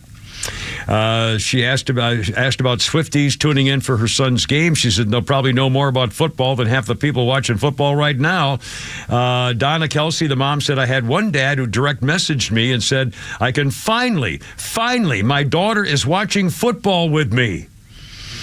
She said, "I feel like I'm in an alternate universe because it's something I've never been involved with before." She was on a podcast, been a whirlwind. "I thought it would be over at that point, but it seems to just continue every week. Something trumps the week before. It's really kind of a wild, wild ride." They're over. Kelce himself said they're overdoing it a bit. That's for sure. In my situation, they're trying to have fun with it, and I think he said it's crazy, man. Once the drive, mom told me everything was enjoying themselves, so they're having fun, which is probably the best way to do it. And one more thing. Oh yeah, Taylor Swift's jean shorts she wore to the game. They've sold out. $700. A company called Area, AREA, Area Bejeweled Denim Shorts. $700. They instantly became unavailable on shopping platforms. Mods, Sens, and Farfetch are 2 of the popular ones. They're out. Try to buy it on eBay or Amazon or someplace. She She wore the brand's crystal butterfly denim jeans featuring a crystal-trimmed butterfly-shaped cutout on the thigh in April, and they sold out the next day. So, Taylor Swift, well, there you go. God bless America. Coming up in sports, yes, we're going to have some of Taylor's friends, what they really think of Travis Kelce. Oh, cool. Outstanding. I look forward to it. Holy Crap at Sports, Pete Davis in a half an hour. And then you'll hear some of our comments we did after we went off the air after 6 o'clock with Shannon Burke down in Florida. Well, he was doing his show, and we joined him on Thursdays. And we'll play 10 or 15 minutes of just kind of goofing around with Shannon if you feel like it. 4:45 with the Kipper, Pete, and Flounder. Let her rip Friday, and be careful out there, having a good time. It's a beautiful day in the neighborhood, and the Braves get their first win tomorrow at 6:07.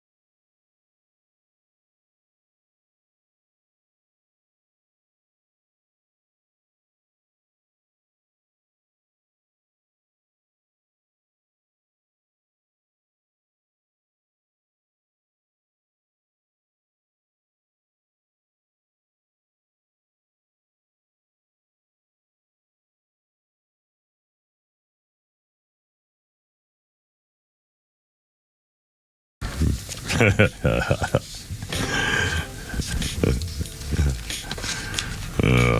we go.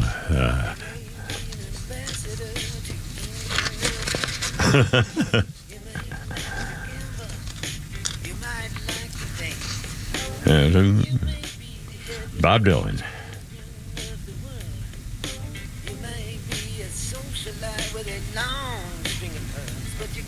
You get to serve somebody. 1979. Gotta serve somebody.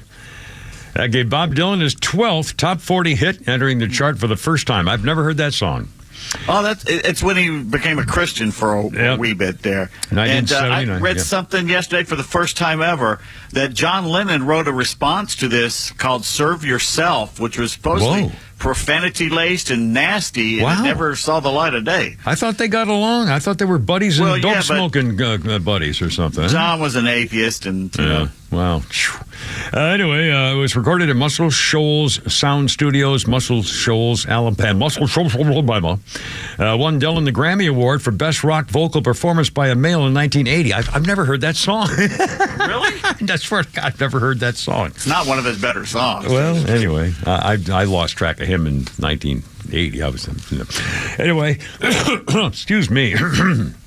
Let's see what we got here today. Historical note. 1966, the hallucinogenic drug LSD is declared illegal in the United States, called a Schedule I drug, LSD. That means you can't make it, buy it, possess it, or distribute it without a federal license unless you're Timothy Leary, the famous... was he a Yale professor or was it Princeton? It was Yale, I think, wasn't it? I don't remember. And he tune in, drop out. What the hell was it? Drop in, I thought it was drop Harvard. It might have been Harvard. You could be right. I don't remember. Yeah, I can think it was. I think it must have been Harvard. And it was a tune in or tune out, drop out, tune out, drop out. Tune in, drop out. Tune in, turn on, drop out. Drop out, that's what it was. There's three of them. Okie dokie. Anyway, it's only me, it's only the Kimmer with Flounder and Pete Davis and Holy Crap at Sports coming up, and then a little bit of we did with Shannon Burke. Also, we have a Flounder's Funny at some point here, don't we, probably? And maybe Pete's tweets and Skynet, whatever you feel like doing. Just for the record, I mentioned my cable thing. One of these days, I'm gonna hire somebody to take care of me and get this all done. I've wanted my stupid cable bill, $272 a month for this past month. After this is like the third time they've raised rates, and I've gone in and they've been So this morning, I from 6 to noon, it's all just work, and then I come to work and then work here before 3 o'clock for the show. But lately, I've been trying to save myself 45 minutes in the morning, my schedule, just for me to, if I want to go to the store and buy stuff for dinner, whatever. To have a whole new schedule to ease my mind, okay? So today I said, okay, I'm going to spend 45 minutes outside of my house not working, and I'll go to the stinking cable store. And so I went to the stinking cable store at 9:18 this morning, and they don't open until 10. And I'm thinking, okay, hold on a minute. A company that runs everybody's television and computer doesn't even open till 10 in the morning? Well, how is that freaking possible?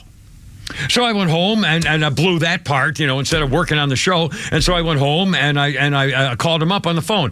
Oh, your waiting time is 38 minutes.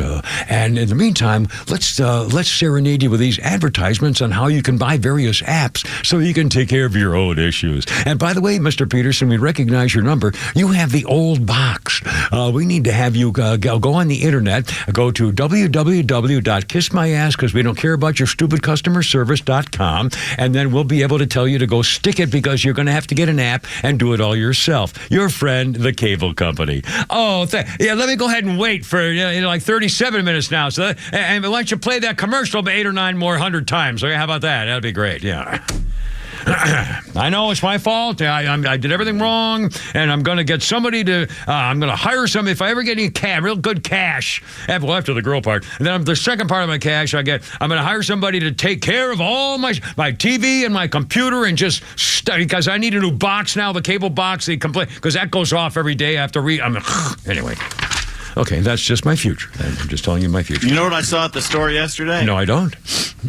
Eggnog. Oh, here we go.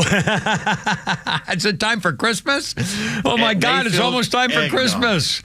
And it's good eggnog, but I'm not drinking eggnog before Thanksgiving. I'm just not I just thought of something. Every time I've had eggnog from the store, I can't. I hate it. I don't. It's got too much some flavor in there. I don't know what it is.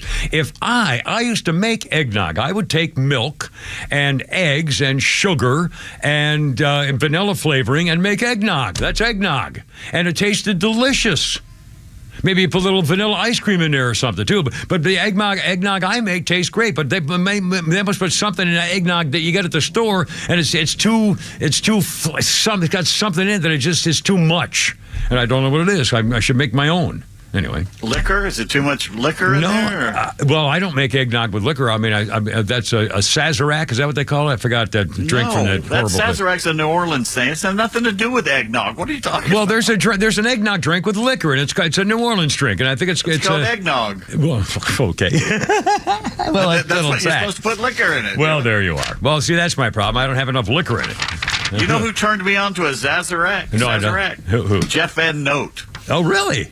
Yeah, we were in the old Absinthe House down on Bourbon Street. He goes, "You ever have one of those?" I says, "No." So he had the guy make it up because he's a celebrity there. And guess who walks in and sits down next to us, and we sit and talk for like I remember. Tell the story.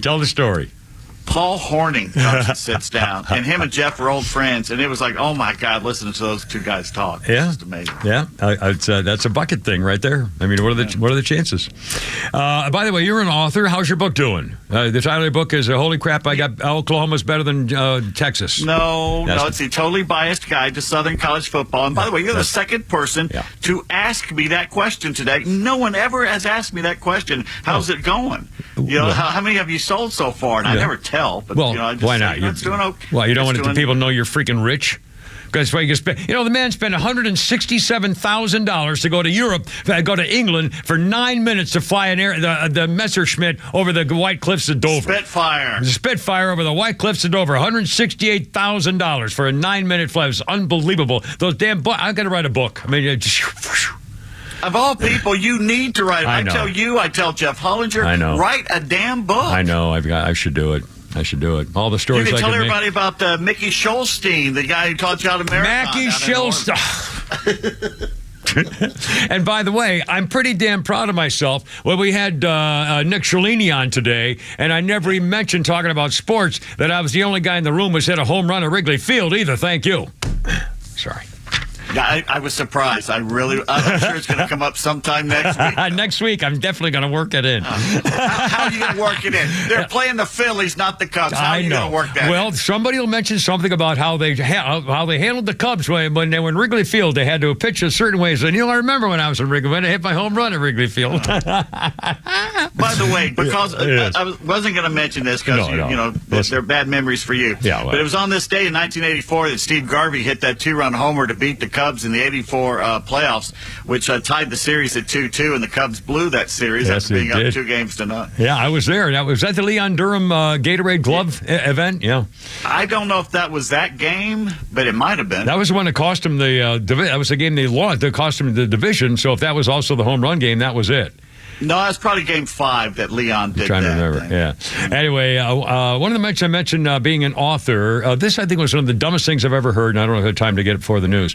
Hugh Jackman is said to be preparing a release of a new tell-all memoir following a split from his wife of 27 years. The actor, 54, currently in the early stages of writing his bombshell book. It's life in the bombshell revelations. I'm finally being totally honest with myself and the divorce. There'd be content of Hugh speaking about his life. He'll be opening up about his life like never before. Hugh Jackman's coming out this book, and there's nothing else in it.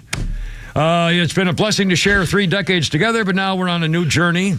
We've had love and kindness. We celebrated an anniversary. So what's the bombshell? Come on. What kind of a tease is that? It'll be a bombshell book. That's all it says. It'll be a bombshell book. You know what I bet he'll do? I bet he'll cut the baby in half. He'll say he's bisexual. Yeah, or I think Flounder suggested maybe it was you dressed up like a furry animal on weekends or something. He's a furry. Well, he's Wolverine.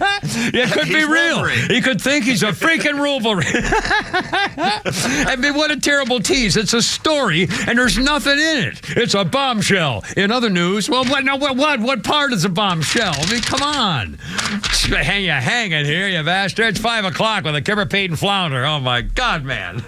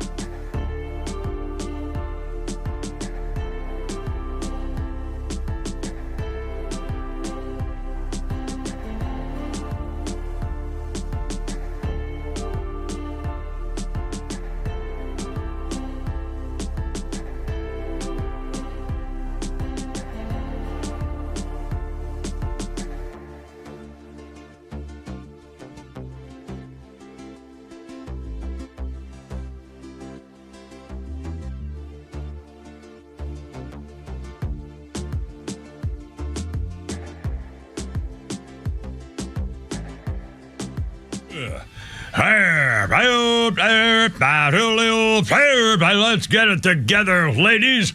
Left shoulder, right a blank. Ready on your dog. Target. First squad to the rear. Second squad to the rear. Help. Road guards out. Look out.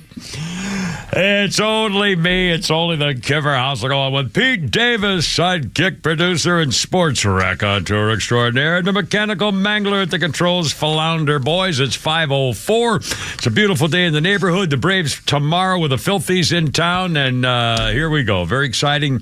You kind of get, there's a lot of stuff going on here at the ballpark. People all over the place. I've saw they put up new signs now for the Braves jerseys and paraphernalia and stuff right next door, and everybody says it's kind of exciting. It's really kind of cool. Oh, God. All right. What? I forgot it. 5:04. We've gone all the way 2.5 hours almost, and we haven't done a funnies yet. So. Well, I bought. Wow, thank you for reminding me. Pete actually sent me this one. It's a funny one by the name of Pedro Gonzalez, and he talks about texting to your wife or girlfriend. Oh, I love this part, yeah. And one of I had one play. Either one would be good for me, wife or girlfriend. There was something like that for me and my wife texting.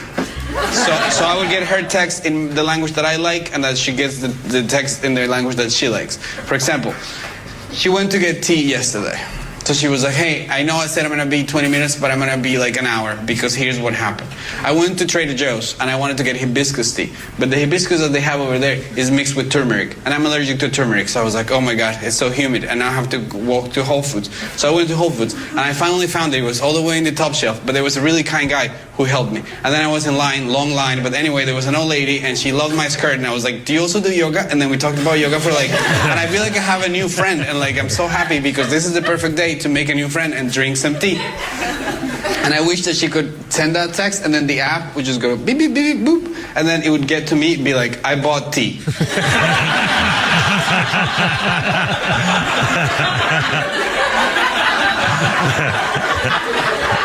And then I would reply, cool. And then it would go on the app, boop, boop, boop, boop. And then it would get to her and be like, hibiscus, a flower. It makes me think that you and I should go to a flower festival. So we could walk today, all day together, and be happy, and then talk about how much we love each other and how much we miss each other. And I would love to keep texting. However, my battery of my phone is as empty as my heart when I'm not with you. Yeah, that's funny. By the way, later that's not going to work, but it's a good attempt. It was the music. 5:06. Oh, it's a beautiful. We got a new headline. A new headline. The new headline from Fox News here. All right, hold on a minute. Here we go. Now with the actual new headline. Yes. News. Lawyer claims New York City teen charged in slaying is great kid who was not looking for trouble. He literally chased the guy down. Yeah, and came back again and then kicked him as he's bleeding to death on the sidewalk in front of his fiancée. He's a good kid, but it didn't mean anything. I mean, not looking for trouble. Has there been anything about drugs or alcohol or mental illness or psychosis? I mean, there's got to be some possible explanation, because as I understand it from I remember the story yesterday, and as I understand it, the girlfriend testified or told somebody that he said to the guy, "What are you looking at?" As though he was complaining that the boyfriend was looking at him, and that was his excuse for saying, "What are you looking at?" You know, it's like one of those, "What are you looking at me? What are you looking at me?" And that was what did it, that set him off, was that he thought the guy was looking at him. So, there's got to be either drugs or psychosis. I mean, you got to be kidding me. And there's no one said anything about what the hell?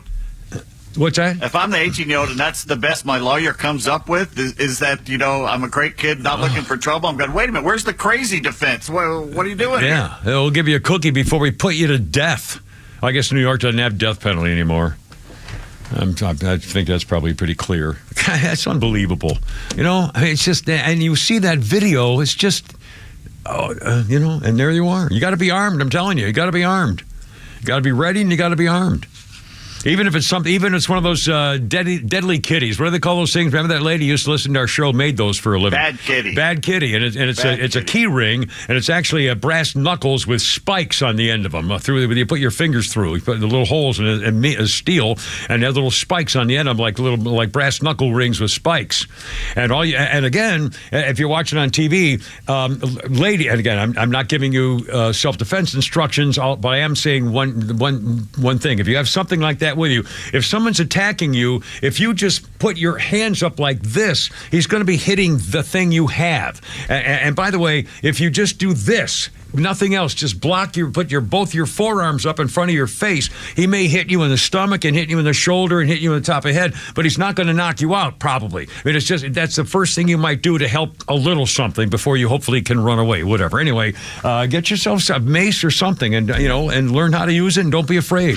This is ridiculous. And by the way, I'm not making this up. I saw the headline. I was reading the headlines for the deaf, blind people or whatever they have over on the TV a little while ago when the podium princess, Shirley Temple, was talking about how it's the Republican Party's responsibility for all the crime in America because of their policies. Unbelievable. So, nothing much has changed.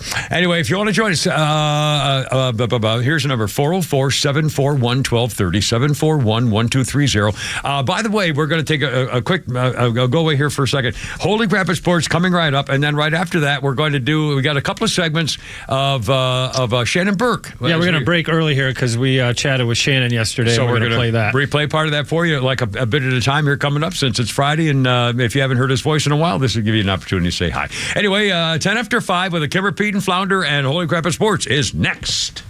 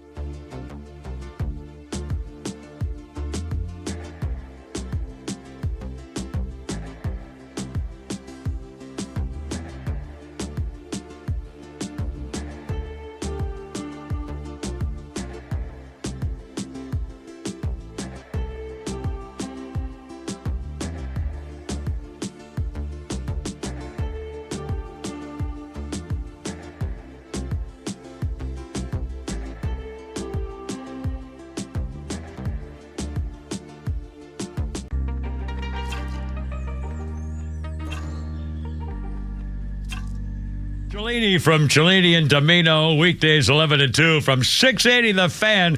And we're going to be talking to one of those guys pretty much every day next week as we go to the playoffs. But first, holy crap, it's sports with Pete Davis. Game one of the Braves-Phillies begins tomorrow night at 6:07 p.m. First pitch. Spencer Strider, the starter. Max Fried in game two. Brian Snitker has pretty much in the last hour said that is set in stone. That's what we thought it would be. Good. Lefty Ranger Suarez starts for the Phillies. He has an ERA over 4 this season, but he's a tough little lefty. Yeah. Games 1 and 2 will begin at 6:07, and the NLDS games 3 in Philly and 4 in Philly. The first one, game 3, starts at 5:07 p.m., and game 4, if there is one, will be at 6:07 for Wednesday, October 11th, and Thursday, October 12th. They get 2 days off? Yeah, they get a lot of days off in this. They're stretching it out a little that's bit. kind of unusual, isn't it? They get 2 days off before for a best of 5? Well, I think they'll at least get 1 day off in between this and there. So, anyway. Ronald Acuna Jr. and Matt Olson are both finalists for the Hank Aaron Award, given to the most offensive player. best offensive player in each league.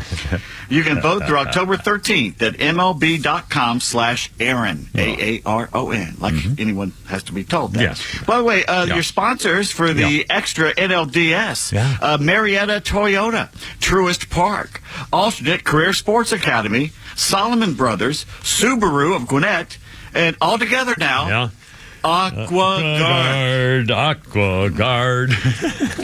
Obviously, the word together didn't.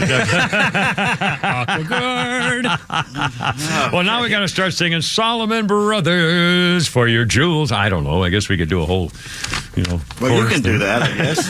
You just did. 1969 on this date. My first Braves memory. This date. Wow, cool. 8 years old, 1969, October 6th. The Mets beat the Braves 7-4 up at Shea Stadium in Game 3 of the NLCS to clinch the pennant.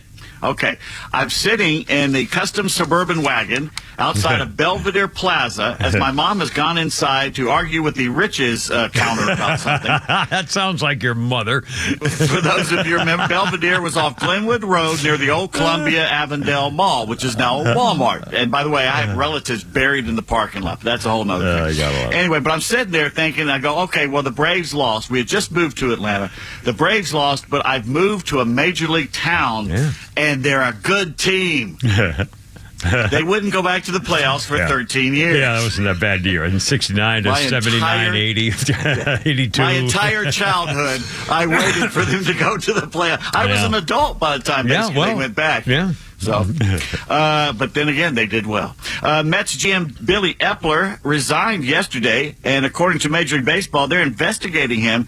He supposedly used the phantom injured list, which is something a lot of teams may do. They put the players on the IL with fake injuries because basically you get to keep doing your service time, you get a major league salary, you retain a spot on the team's 40-man roster, but it helps the team get around certain crunches that goes on. So did he misuse it for players or for himself? Allegedly, no, not himself. GMs don't put themselves on the IL. I was going to say it didn't make any sense, but so they think they've caught him now for trying to help some of these guys. I don't get it. I don't know if I could explain it any clearer. Do you really thought the GMs put themselves on the injured list? It didn't make any sense. He quit, so now they're saying, well, by the way, now he's a bad guy. We just found out that he was doing something before. I mean, or did they fire him because he did that? I didn't understand what the... I think they got rid of him because they brought in the new guy from Milwaukee, and they want the new guy to have a clean slate, and Billy Epler, frankly, hasn't done that great of a job with the Mets. So I think that's right. They finished 29 games behind Atlanta. That's not good. That's not good. They have a checkered past with their GMs up there. Epler was hired in 2021 after they fired Zach Scott, who had been charged with DWI. He was later found not guilty. And he replaced Jared Porter, who was fired 38 days after being hired after ESPN came out and said he had been sending explicit sexual text messages to female reporters. Oh, I'd forgotten that entirely. Yeah. I remember that. Yeah. Oh, my God. Reds first baseman. Yeah. What completed? I mean, come on. Texting a female reporter. Hey, look at her. God. Reds first baseman Joey Votto says he wants to play one more year. He'd like to stay with the Reds, but could play somewhere else. He's 40 years old. And then we talked about this earlier. You did mainly. Dick Butkus. Yeah. personified the monsters of the Midway. 80-year-old Bears legend died yesterday peacefully in his sleep at his home in Malibu. The Hall of Famer played 9 years back in the 60s and 70s, the apex predator of middle linebackers. His Bears would later last night, break their 14-game losing streak by beating the Commanders, so he brought them a win. The Hall of Fame defensive end Deacon Jones once called Butkus a maniac and a well-conditioned animal. Well, look at his videos. Again, if you've never seen Dick Butkus, please do yourself a favor. If you have any interest in what the way it used to be and you're a younger person, don't have what I'm talking about, Google Dick Butkus best tackles. I mean, honest to goodness, you won't believe. He would try to tear your head off, literally, screw it in with his arm into the other direction while he's taking you to the ground with his knee in your balls. I mean, I'm telling you, he would try to kill you, and nobody wanted to run over the middle. You're going to get a forearm in the neck if you're a receiver going across the middle. He was coming for you. Oh man, I mean, I'm sorry. I get the biggest kick on him because that's what I did that's my coach said. You're Dick Butkus. I was a middle linebacker on defense. I was wondering when you could bring this back around to you. I'm telling you, it was well done, sir. It was Jimmy Brown on offense, who just passed away, and Dick Butkus on defense, and that was my coaches told me those two guys, and I. To this day, those were the guys. Mark that down, Flounder. Sorry. I'm sorry. Butkus once told NFL Films, quote, "I want to just let them know that they've been hit, and when they get up, they don't have to look to see who it was that hit them. It shouldn't be any puzzle. When they come to, they got to say, it must have been Butkus that got me," end quote. When they come to, yeah. A Pro Bowler in 8 of his 9 seasons. He retired at age 31 with knee problems. He once hit Packers Hall of Fame quarterback Bart Starr so hard. Yes, how hard did he hit him? It knocked Bart's helmet off, and Bart started walking off the field to the wrong bench. Butkus, a member of the league's 75th and 100th anniversary all-time teams. Ironically, he grew up in Chicago as a fan of the rival Chicago Cardinals before they moved to St. Louis. And he helped Illinois win a Rose Bowl in 1963. Think about that. He helped Illinois win a Rose Bowl. That's how good he was. He would hit runners high, wrap them up, and drive them in the ground like a rag doll. Sports Illustrated once called him the most feared man in the game. When the Lions unveiled an I formation against the Bears at Old Tiger Stadium, Butkus on one play knocked every member of the I, the center, the quarterback, the fullback, and the halfback out of the game. Maybe not on one play, but said teammate Ed Obradovich, just to hit people wasn't good enough. He loved to crush people. And Butkus replied, "Well, I would never go out to hurt anybody deliberately," he said, tongue-in-cheek, "unless it was, of course, important, like a league game or something." Or the enemy, the other guys. Unfortunately for Dick, the rest of the Bears sucked. They never made the playoffs when he was there, only had 2 winning seasons in 9. But he did go on to act in movies such as The Longest Yard and Brian's Song, and his Miller Lite ads with Bubba Smith. Classic. Yep, classic. Absolutely. Yeah, I sure like those funny little shorts on you soccer player or rugby players or something. And funny, that wasn't Dick Butkus in that was you. That was me. It was I sat in for him that time because we were built the same, I had no idea Taylor Swift is a Florida Gators fan. Did you? I did not know that, sir. Well, she's now wearing jean shorts or jorts, which are the official outfit for Gators fans, both men and women. So what does Taylor's besties think about Travis Kelce? Yeah. Well, The Onion has asked them. Oh, all right. Lord, Lord, the musician? Right, the singer, yeah. She says, he seems relatively normal for a guy who has a podcast. Her producer said she should tread carefully. What if he writes a football game about her? Yeah. Model Martha Hunt says he's bigger than the others. The hive will have extra nourishment. Selena Gomez, everyone deserves to find true cross-promotional love. True cross-promotional love, yes. The best kind, isn't it? Really on social media, mostly. An actress friend says, I looked into his soul, and I saw nothing but darkness and Gatorade. Ed Sheeran says it's heartening to know the good-looking athlete can still get the girl well into adulthood.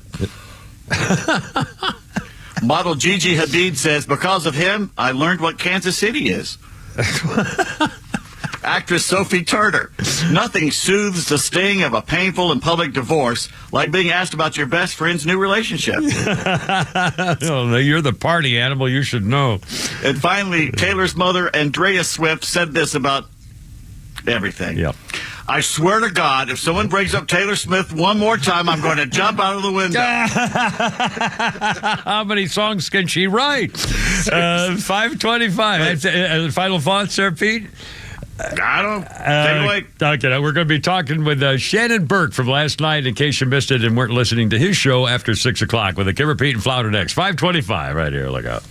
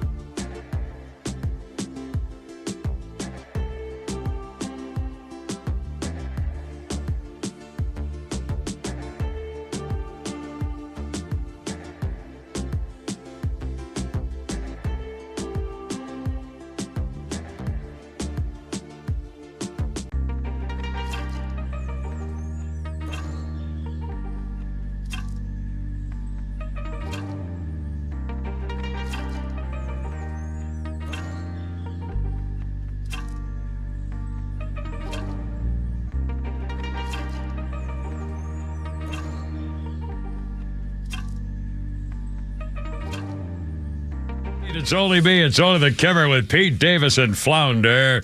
And Let It Rip Friday. Anything goes. By the way, a quick sports birthday update. Tony Dungy, classy former coach of the Indianapolis Colts, now on NBC's Sunday Night Football pregame, Football Night in America stuff. Is Tony in the Hall of Fame? Pete, I bet he is. I'll bet he is. Also, was he the one who just came out and said there's only two genders? Stop talking about all this tranny crap, or was that who was that? It was Tony. That was Tony Dungy. I wouldn't be surprised if he said that. I think it was. Anyway, 5:29. Now, Flounder, are we okay here? Okay, here's the deal. After we got off the air at 6 o'clock yesterday, on Thursdays, frequently, almost every week, Shannon Burke down in Florida still has his show on the air until 7. So what he does is he links up with us. So on his show, he has us on on and we chat for a few minutes. And in case you haven't heard, Shannon Burke, we all used to work together for many years here when we were probably as successful as we've ever been and had as much fun as we can ever have in radio. And then we kind of all split up for various reasons. But it's fun to be back with Shannon for at least a little bit. And here was part of how that went last night. Well, looks like Trump was right again. I don't know who to believe here. Mallorca says we need it. It's acute. We need it immediately right now. We need it pronto. I need a wall going right away. And Biden says, well, they don't work. And they made that the law. It's inappropriate. I can't change it. Who do we believe? Well, they got caught admitting that Donald Trump was right. And not only was Donald Trump right, every stinking one of those scuzzbag Democrats owes me and you an apology. Remember, let's not forget this. The reason that they opened the borders was to get more potential Democrats in, but the reason that they rubbed our faces in it was because of Donald Trump closing the wall, closing the border, and they said, you guys are a bunch of racists, you're a bunch of white supremacists, you don't want those young brown people coming into America to change your culture. Remember, they accused us of, well, you're trying to change the culture. Well, because you're white supremacists and racists, you don't want more brown people coming in here, so we're going to open the border to do the right thing, like the Statue of Liberty. If you give us you're tired, you're hungry, you're poor, because it's the right thing to do. Until they came to your city, you freaking phony hypocrites, and then you're saying, oh my God, now we got to close the border because now they're living in our neighborhoods. You dirty, stinking phonies. And where's my apology? They've admitted today that Donald Trump was right. Right. And they owe me and you an apology. What do you suppose, now that there's finally pressure from people like Hochul and what's the guy in Illinois, Pritzker, and the governor of Massachusetts, and now they're all putting pressure on him. Do you think the Biden administration just tells them to F off, or do they say, you just mind your own business? Or, I mean, it's got to be a real difficult relationship between Democrats. Well, hopefully. I mean, I'm hoping this will explode something in the party because, these guys are so subversive that all they care about is the end results. They will do anything for the end results. And they'll find a way to get along together. They're going to claim now, I guarantee you, Shannon, this is going to be true. In fact, we already got a hint of it, that President Showers with daughter is already saying, well, the Republicans tried to put this money we wanted in someplace else, and we couldn't use it, so it's not my fault I couldn't close the border. Are you kidding me? They're blaming Republicans for not being able to close the border, and now they're finding a way to close the border. And by the way, this is also killing me. I don't mean to be screaming like this, but my head's freaking exploding. Let's remember how incredibly out of their minds the liberals are about climate change. The liberals are nuts about global warming, climate change, everything they talk about. Well, guess what? In order for these little pipsqueaks to close the border, they've had to eliminate more than a dozen federal laws on the environment. So they're having to go against their own, mental religion about the environment. And now they have to say, well, screw the environment. And now we got to do what Donald Trump says. Oh my God, it's a double whammy. I mean, it's honestly, you can't believe it. You're right. It is a bonus. Pete Davis in the Kimmer, by the way, from Extra 106.3 in Atlanta. Do you? What was I going to ask you? Son of a bitch. I got you confused. All these Democratic leaders for years saying, we're sanctuary cities, come, we welcome you, welcome you. And then they show up and it's like, why are the Republicans doing this to us? Finally they notice it and they've had to say something about it. And here's what I was going to ask you. You've seen the videos. The Chicagoans are pissed. The black people of Chicago that are trying to clean up their neighborhoods. Now they've got an extra thing to deal with. They're very upset about it. And at the end of the day, does this change their vote from blue to red? Well, honestly, I tried to get people to call in today to say if you're a liberal Democrat and you voted, if you hate Trump, if you do anything against Trump and you will vote for any liberal Democrat, does what's happening today, this announcement that the Democrats have admitted that we have to close the border, that all the problems we've had about the fentanyl and everything else and all those young people who are dead because the border's been open, seriously open for 3 years are all to blame by the Democrats. And frankly, now they're going to just try to blame the Republicans for it. And I'll bet you they're going to keep voting for these people because, they're just the swamp is bigger than we ever thought. You would think that they would all kick them out. You think they'd kick all of them out. Here's another, in other news, there were 26 laws that needed to be, of whatever you want to call it, waived here. Yeah, right. But in the big news, there were 26 federal laws prohibiting us from building a border wall to protect our country. Yeah, I know. Again, what's that? Well, what country in the world would allow this to happen? And if you tell that if you say to a Democrat, well, a country has to have a border, it's not fair to just let anybody in. No other country in the world does that, and say, well, no other country in the world has people who want to come in like this. We should let them in because they want a better place to live. That's not the reason you let anybody come into your country, because they want a better life. No kidding. The only time Democrats ever admit that we are a different country than any other country that's ever existed is when it's a bad thing that hurts this country. Right. Yeah. And helps them with their policy to get more Democrats. The whole policy was to get as many Democrats, future Democrats in here as fast as possible. Change the culture before the Republicans took over again. And that's why they swarmed in here for 3 years, because they knew. I guarantee the Democrats knew, oh my God, we elected Biden because he stayed in his basement. They all knew that this man was incompetent and a complete loser. And they said, oh my God, now we've got him for 4 years. You know he's not going to last for 8. So we better do all we can in the next 4 years to get all these people in here so we'll never lose another election. And that's exactly why they did it. How funny is that Pelosi lost her office? First day. And then she's saying, well, this has never happened before, and I let the other guy have his office, and then they're doing this to me because they're just meanies. Why did McCarthy let him stay there? Yeah. Why did McCarthy let her stay there? Because he was McCarthy, which is why he's no longer Speaker. Well, because that's why he's no longer Speaker. He made McHenry do it because McHenry, he's small, got the polling. You saw the way he baked that gavel. The other guy's got some balls on him. He told her to pack up and packs in. Yeah.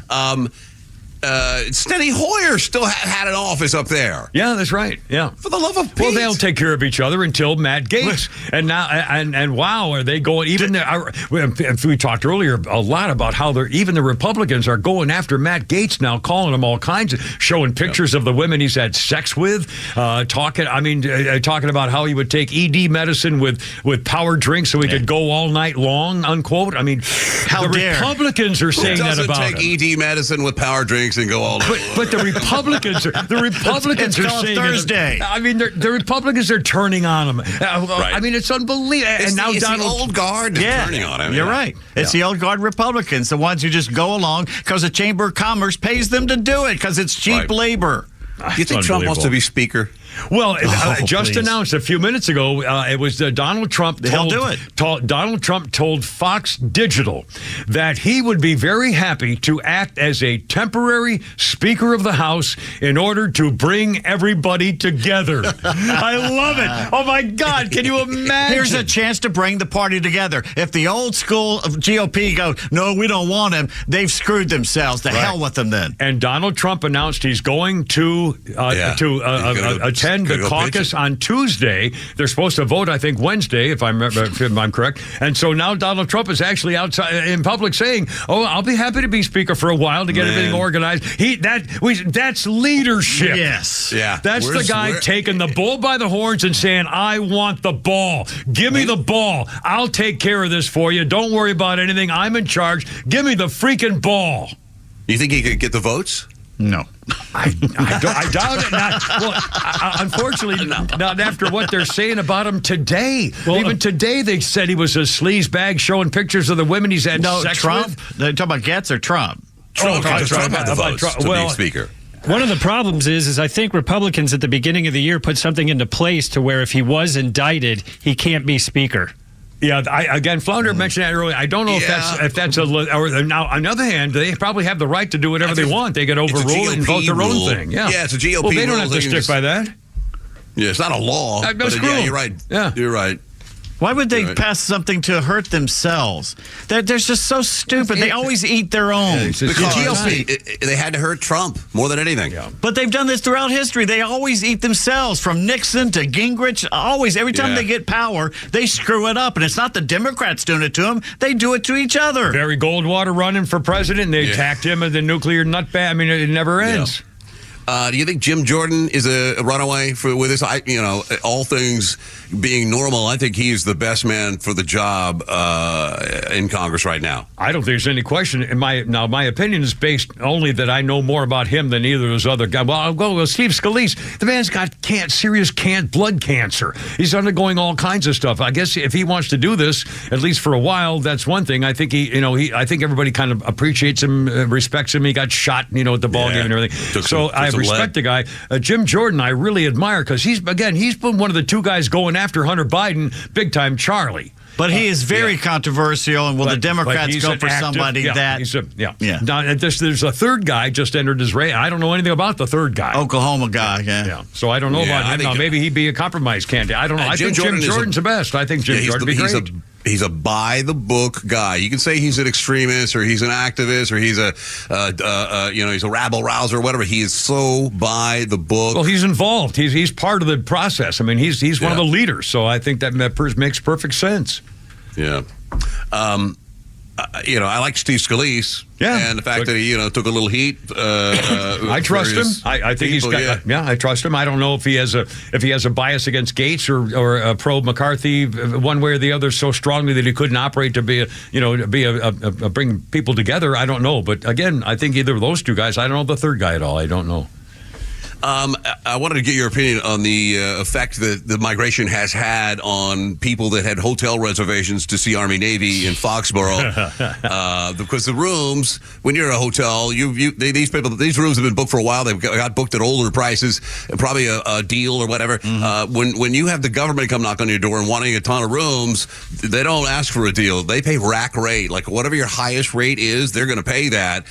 You may have not have charged it for the last 10 years as a hotel, but you're suddenly going to get it. So it's kind of hard to turn down, but they could have turned it down, but so many people are going to miss the game, and many of them veterans. Well, I'm a Marine, and as far as I'm concerned, if I had the opportunity and the money, I would be driving up there, flying up there, taking a freaking train up there with about 25 or 30 of my weapons, and I would be standing outside that Comfort Inn in Foxborough, Massachusetts, and saying, all right, you sons of bitches from out of the country, go back to where you belong. We want to put some Marine veterans in there, and maybe their families, maybe a couple of guys who lost a couple of freaking limbs fighting for their country would like to see the Army-Navy game. You know what I mean? Oh, no, you can't have that, you dirty, lousy veterans and your lousy veterans' families. We want to put some illegals in there who not only did not fight for our country, they don't even know what the Army-Navy game is. They don't give a crap about the Army-Navy game. Well, whoever made the decision, they need to, or makes the decision where the game is played. Democrats made that decision. Take it back to Philly and Baltimore. Take it away from Boston. Don't let them have it again if this is the way you're going to do it. And as someone who's been up there in Foxborough, the last time I was up there with the Falcons, we didn't go back to Boston to fly out. We went to Providence. Yeah, right. It's very short drive over to the next state and get your hotel rooms or there have from now one on. at Annapolis, have one at West Point, Annapolis, West Point, something. West Point's too small. Well, I know, but again, this is all ridiculous. And frankly, I find it offensive and disgraceful, and it's anti-American, and I'm extremely upset about it, and I'm biased, and I'm telling you I'm biased because I'm a freaking Marine. And I promise you, if that had happened here, you would see me on the news. You'd be seeing me in the back of a police car. Go Army, beat Navy. I swear to God, I'm willing to. I've had it up to here with the Veterans Administration as it is, and stuff that you don't know about down there. But honest to God, if it were happening here, you would see me in the back of a police car. Go Army, beat Navy. No, Navy. The Marine Corps is the Department of the Navy, the men's department. Sorry. We've been tossing this around for a while, and we figured that there's going to be something prior to this general election that's going to cause some irregularities in the way we vote. Can we all agree on that? Absolutely. Mail ballots. It's called cheating. Yeah. What is it going to be? Because COVID didn't work. We already got their number. They were found out. They got busted on that. There's no way it'll work again. What is it going to be? Mail-in ballots. It's got to be mail-in. There's going to be some kind of maybe. What's going to make us have to? Because they're not going to have an excuse. Well, Michigan's already doing it, as Kimber points out. Michigan has already decided now to have mail-in ballots all the way for everything, and of course, then you just need early voting for like a year in advance. So when you get an opportunity to get all those things in before John, Senator John the Creature, John the Thing from Pennsylvania, Fetterman, gets himself elected because they were voting on him 8 months before the election. For God's sakes, when they said you need to vote for this guy, but what we'll try. Well, it's either got to be a disease or some kind of electronic thing. Aliens, alien invasion. What about war? Could be war. Yeah, China is collapsing. China is collapsing, and at some point, Xi's going to go nuts and send those. He's been training those millions. They got no women waiting for him. They got no jobs waiting for him. He's got to do something with them. Russia is also collapsing, and I think it's going to get ugly in Eastern Europe. Well, I don't know why a war would affect us going to vote, and we're just all serving. We're all being drafted. Unless it came to our shores, unless we caught an ICBM from I think it would have to be another disease or another thing where keep you in your house for some reason. You remember a month ago when Rocket Man met with Putin on the train? Yeah. Okay, they made a deal there. The only thing the Russians have now that they can give North Korea is their ICBM technology and the actual rockets. So if they give him a rocket, and that's what he wants, one that can reach the United States, and then he sets one off, Putin can say, well, I didn't do that, he did it. Then it gets ugly. Well, I can't imagine there's going to be a war on our shores. I mean, but still. Well, we had an invasion. Who would have thought we'd have an invasion? Well, we have a war on our shores. We do. Actually, we do. Yeah, from Mexico. Well, Pete Davis and the Kimmer and Flounder of Extra 106.3. Thanks, guys. God bless you, man. Hoorah, baby. Look out, man. Go Army, beat Navy. Except for fight. Navy. Hang on. When we return, we'll get. A little fun from last night with Shannon Burke down the floor with the Kimmer, Pete, and Flounder. It's 5:40. It's 5:45 already on 106.3. Happy Friday.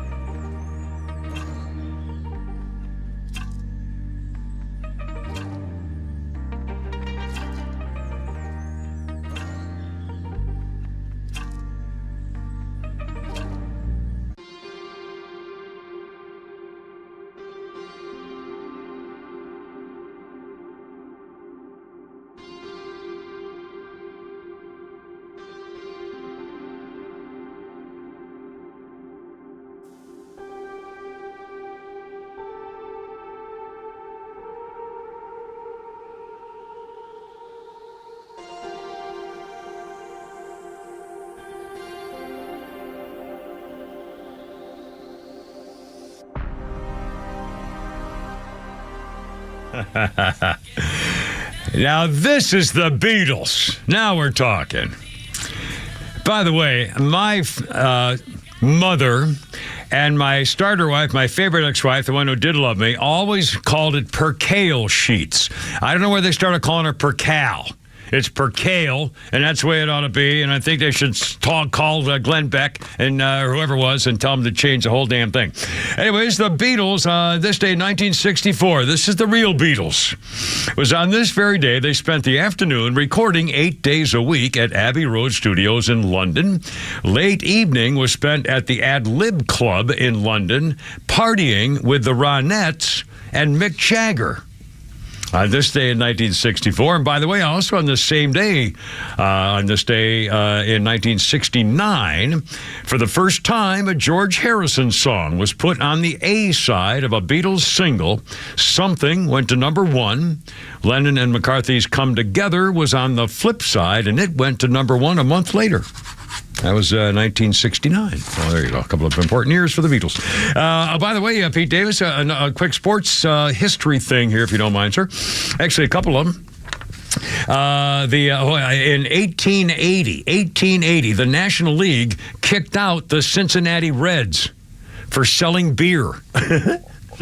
Not making that up. 1926, Babe Ruth sets a record in the World Series against the St. Louis Cardinals, which at the time were still in the National League. The Bambino in 1926 on his stay in the World Series hit 3 home runs in the 10-3 or 10-5 win, I think it was. And one more. You want to do one more sports thing? I remember this. It was 2005. The Minnesota Vikings rented 2 party boats and set sail on Lake Minnetonka, where they engaged in some highly sexual activities with women in front of crew members. 4 of the players, Dante Culpepper, Bryant McKinney, Fred Smoot, and Mo Williams, were charged with indecent conduct, disorderly conduct, and lewd or lascivious conduct 2 months later. Charges against Culpepper, the quarterback, were dropped. Williams was found guilty of disorderly conduct but clear to the others. Smoot and McKinney took a plea deal and pled guilty to disorderly conduct, sentenced to 48 hours community service, $1,000 fine, and fined by the NFL, but they weren't suspended. So anyway, it was 2005, the Minnesota Vikings. So there you go. Oh, ho, hey, ho, there we go. 5:53 on Letter Rip Friday. We got Pete, we got tweets. Oh, we got Gary. Stand your next, Gary. Hold on. First, Pete's tweets. In wokeness tweets, how to capture country.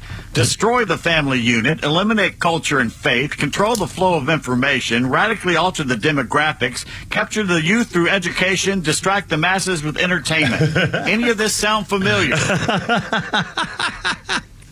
Yeah, John distract with entertainment, like social media and all the, yeah, absolutely, here we go.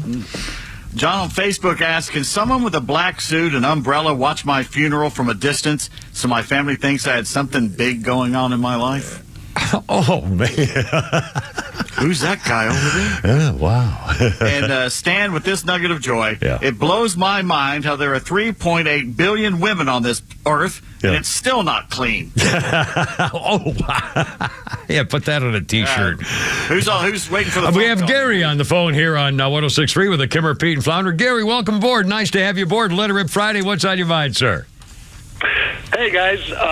2 quick comments about Dick Butkus, probably my most favorite player of all time.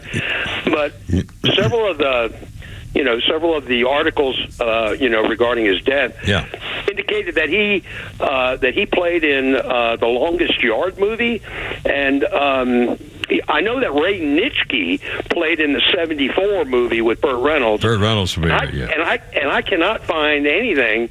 I can't find Dick Butkus in any of the cast lists on either 2. I don't know whether he made a cameo in there or what, but I can't find that. The other comment was that I saw Butkus being interviewed one time, and they asked him what his favorite movie was. And he said, "Hush, Hush, Sweet Charlotte." Oh, my God. What a movie. With Betty Davis? Yeah. And he said his favorite part was the head rolling down the stairs. Was that the one who said, buckle up, it's going to be a bumpy ride? Was that the same? Yeah, that's it. Oh, my God. That figures. I love it. Hey, Gary, thanks, man. Have a great weekend. I appreciate it. I don't know where Gary's looking or not looking, but just about the first three things I come up with, Dick Butkus in The Longest Yard, the first three stories, including Entertainment Weekly, have him in the movie. I'll be darned. Now, well, I don't remember seeing him. I don't think I saw the new version. I saw the original Burt Reynolds version with the little cutie girlie with, what's her name, the date chick. Maybe they got it wrong, but it's they're... No, whatever. That's okay. 5:55 with a Kimmer, Pete, and Flounder. And should we do a little Hillary Rodham P. Stinky Fart Cabbage? In case you missed it, she's now calling us a basket of deplorables again, only she's changing the words a little bit, but still thinks we all need to be deprogrammed.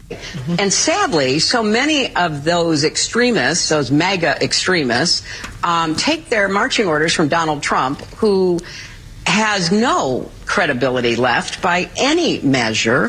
He's only in it for himself. He's now defending himself in civil actions and criminal actions. And when do they break with him? Such a witch. Because at some point, maybe there needs to be a formal deprogramming of the cult members, but something needs to happen. A formal deprogramming, ladies and gentlemen. Hillary Rodham P. Stinky Fart Cabbage, again, who was responsible for the Russian collusion fakery going on against Donald Trump from the very beginning. And it's all been, and of course, we know about the emails, and she's gotten away with it all, and she's going to continue getting away with it all. Speaking of getting away with it, can we do a Letitia one more time? That's pretty funny, too. Flounder came across this. Letitia James, the Attorney General of New York, is now denying that she has a personal vendetta against Donald Trump. But then listen to this for the record. Here we go. The President of the United States has complained that I'm engaging in some sort of political witch hunt, that I've got some personal vendetta against him, that I campaigned against him. That is not true. This illegitimate president who sits in the White House. That president, because he's not my president, he's an illegitimate president. His days are numbered. We've got to get ready to mobilize, and we've got to get ready to agitate and irritate until victory is won, but more importantly, until Trump is defeated. We will all rise up and resist this man, and ultimately we'll bring him down.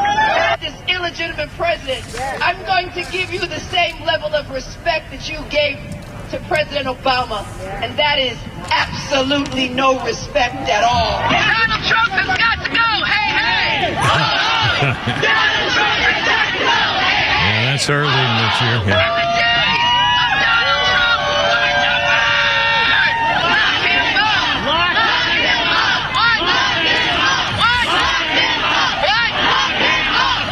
That is not true. Yeah, that is not true. 5:58 with a Kimmer, Pete, and Flounder. By the way, it was on this day, 1961, President John Kennedy tells Americans it's time to build a bomb shelter. I remember as a teenager, I was in ninth grade, I think, maybe 10th grade in prep school. I remember the impact of warning our family about the threat of radioactive fallout from a nuclear war. Home builders started offering bomb shelters as part of new home designs in 1961. Backyards were filling up with bomb shelters. Families started stocking canned goods. We had duck and cover programs in school where they'd have alarms where you have to duck and cover in the hallway and stuff like that. And by the way, that was 1961. The President of the United States says you better start building bomb shelters right before the Cuban Missile Crisis. And by the way, Atlanta Safe House, one of our sponsors here on the Kimmer Show, has a family shelter that they sell along with their safes, an actual family shelter container thing. It's the damnedest thing you ever saw. Anyway, plans this weekend, boys? Exactly. Football. There you go. Maybe hit baseball. Maybe hit some balls too. By the way, I was a little grumpy today. My old radio buddy called with two pieces of bad news. I said I'm in a hurry, combine them, and he said, "Okay, your girlfriend is cheating on both of us." Not away to the end of the weekend here. Hey, God bless America. Hoorah! I gotta go. You're killing me. Look out, Herb. Have fun, boys.